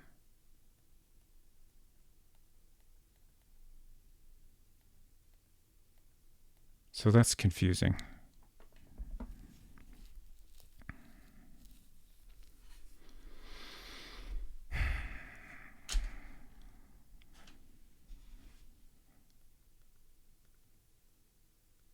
And also, it shows a 4 down there. I don't understand what the 4 is indicating.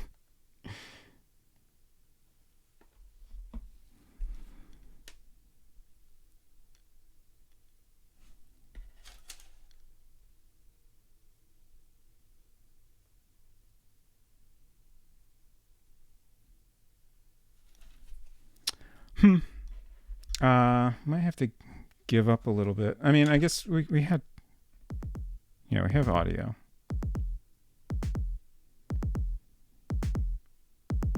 But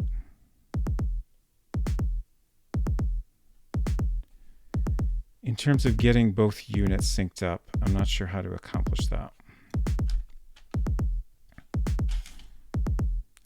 I'm trying to remember how to reset function and pattern. Okay.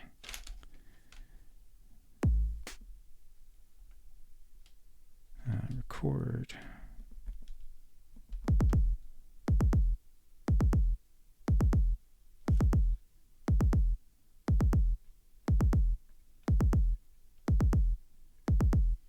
How do I change the BPM? Tempo. Press BPM to switch tempo. The BPM will be displayed in the upper right corner of the screen. Hip hop, 80 BPM. Disco, 120 BPM. Techno, 140 BPM. Hold BPM and turn B to fine-tune tempo. Oh, okay. So, got it.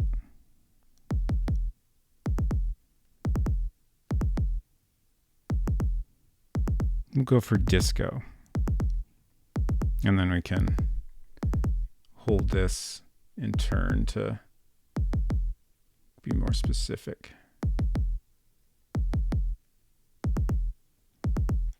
Yeah, I agree with disco.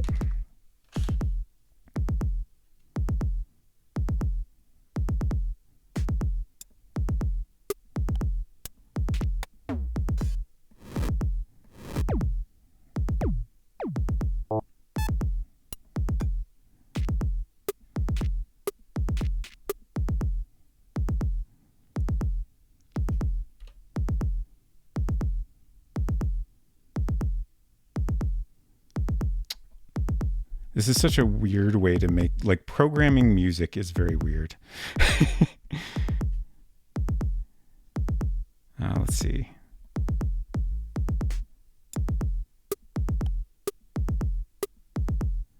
So I'm going to record that sound. So I've selected it, and then I can record.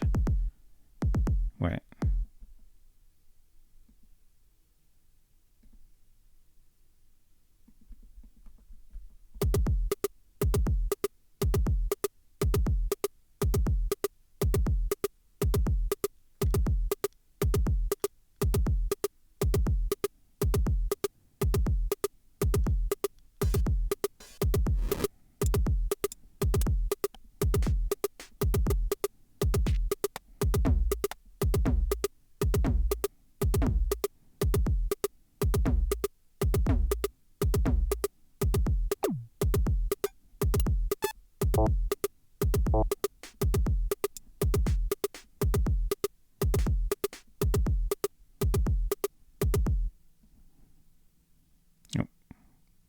Was 2, I think, that I wanted to record. Oh.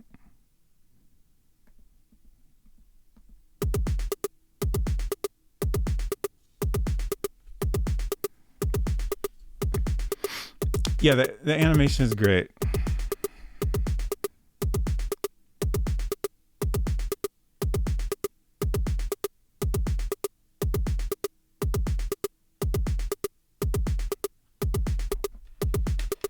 Okay, I'm going to make one more attempt at syncing these two together. So I'm just going to turn this down.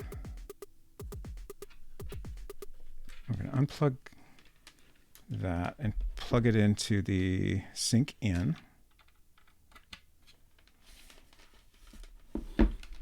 And then the audio from there will go into the computer.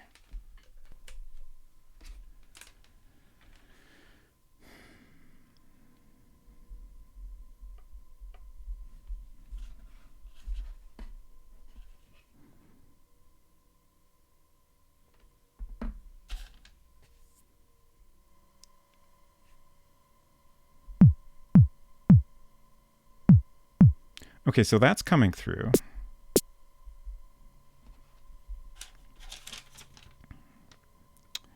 So sync modes is hold function and press BPM. Again, we can only go from 1 to 0 for some reason. I don't understand why that is.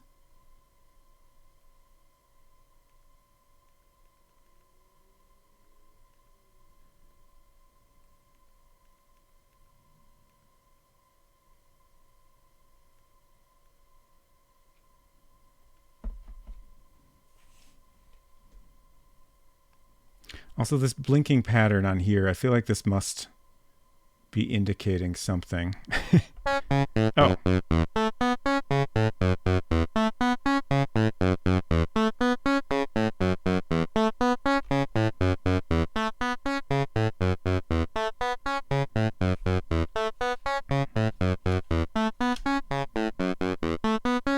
It's synced. So I can change the BPM on here now. And it's affecting the Dado Duo.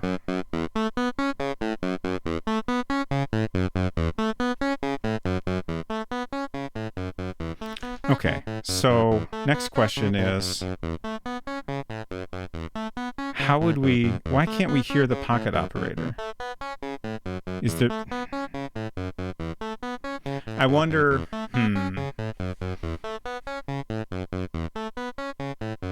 I wonder if the only way to hear both is to have a split cable, so that this is split and then one end can go into the computer and then the other end can go into the sync. Which is a little bit of a bummer.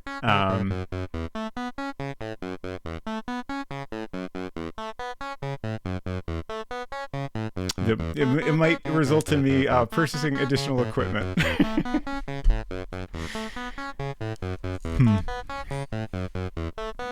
Like my audio interface has 2 inputs, so I could just use that as long as I don't need to record my voice as well. But obviously that wouldn't let me do it while streaming. But you'll find out how to do it right when you turn off the stream. Yeah, probably.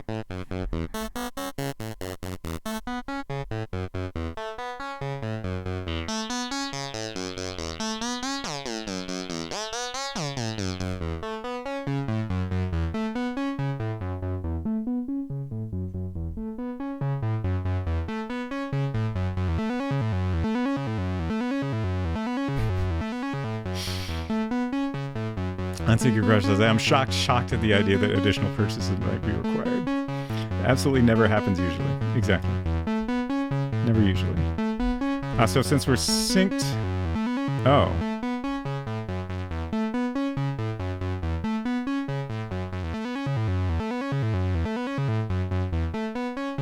Huh.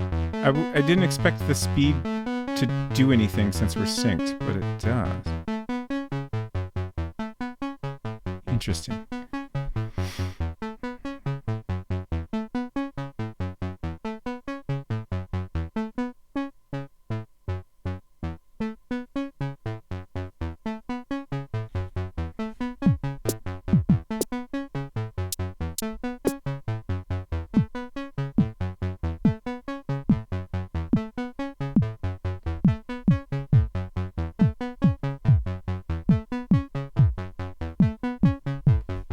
All right, this is probably about the limit of what I can reasonably accomplish on a very thrown together live attempt. But that was fun. Actually, I might want to just play around with this a little bit more. Let's do that. We won't be able to get any nice drum machine sounds, but that's okay. So let's see, how did this work? We stopped playing, and then...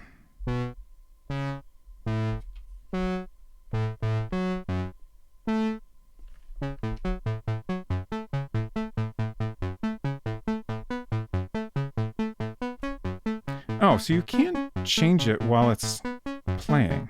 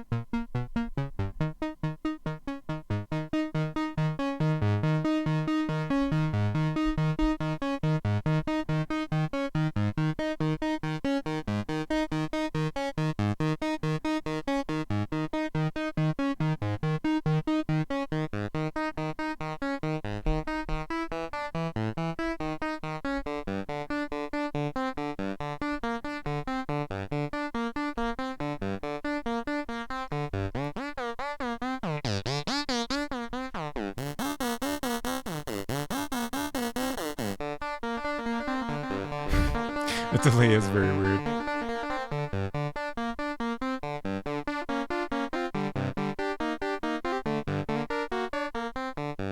And so is the detune.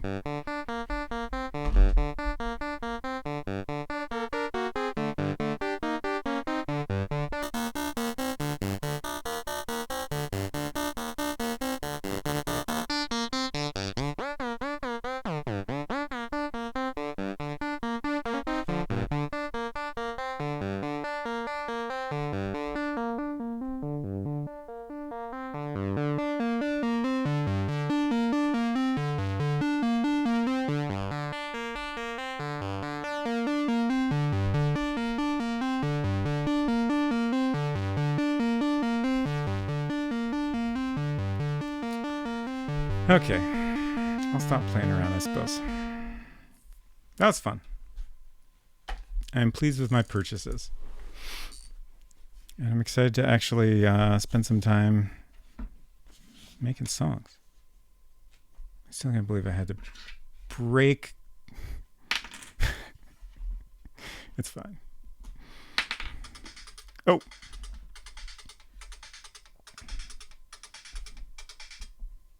Forgot that was going to start making sounds as soon as I unplugged it. Okay.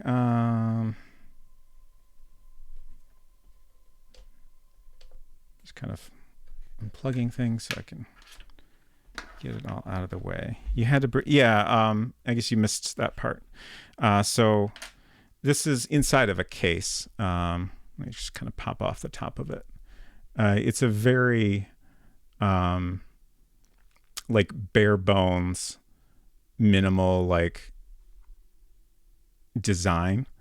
So I wanted to get a case for it just to protect it a little better. It also gives you a little bit different feel on the buttons. But yeah, it comes with this clip that's just designed for like, a hang tag. It's like your standard like, thing hanging at the store tag. Like it actually sticks out of the box. But then, you can break it off. And if you want to put it in this case that they sell, you have to break it off.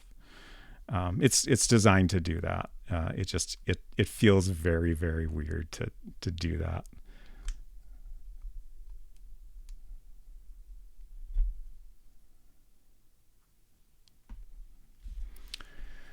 Okay.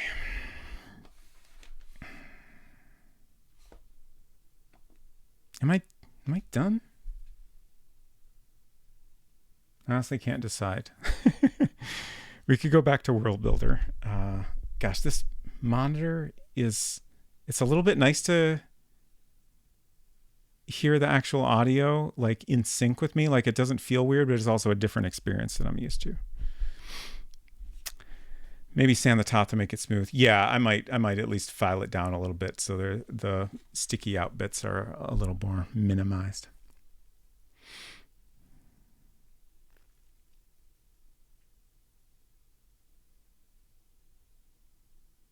I should probably wrap up, huh?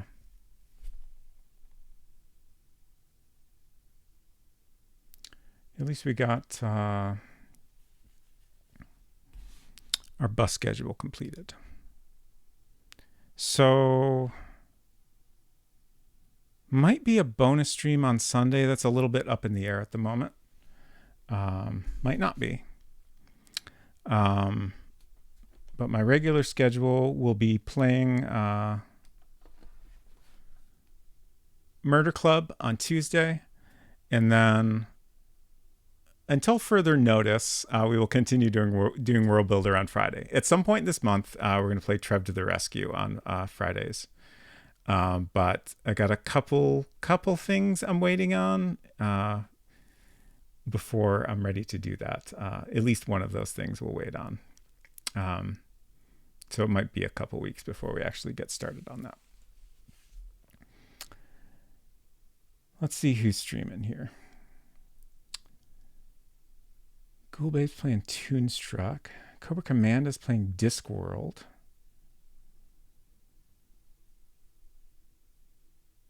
Rat Clown Car is playing Shadowrun Hong Kong. Taco Adventures playing Shenmue. So many choices. Well, maybe say hello to Cobra, because I feel like it's been a little bit since we've done that.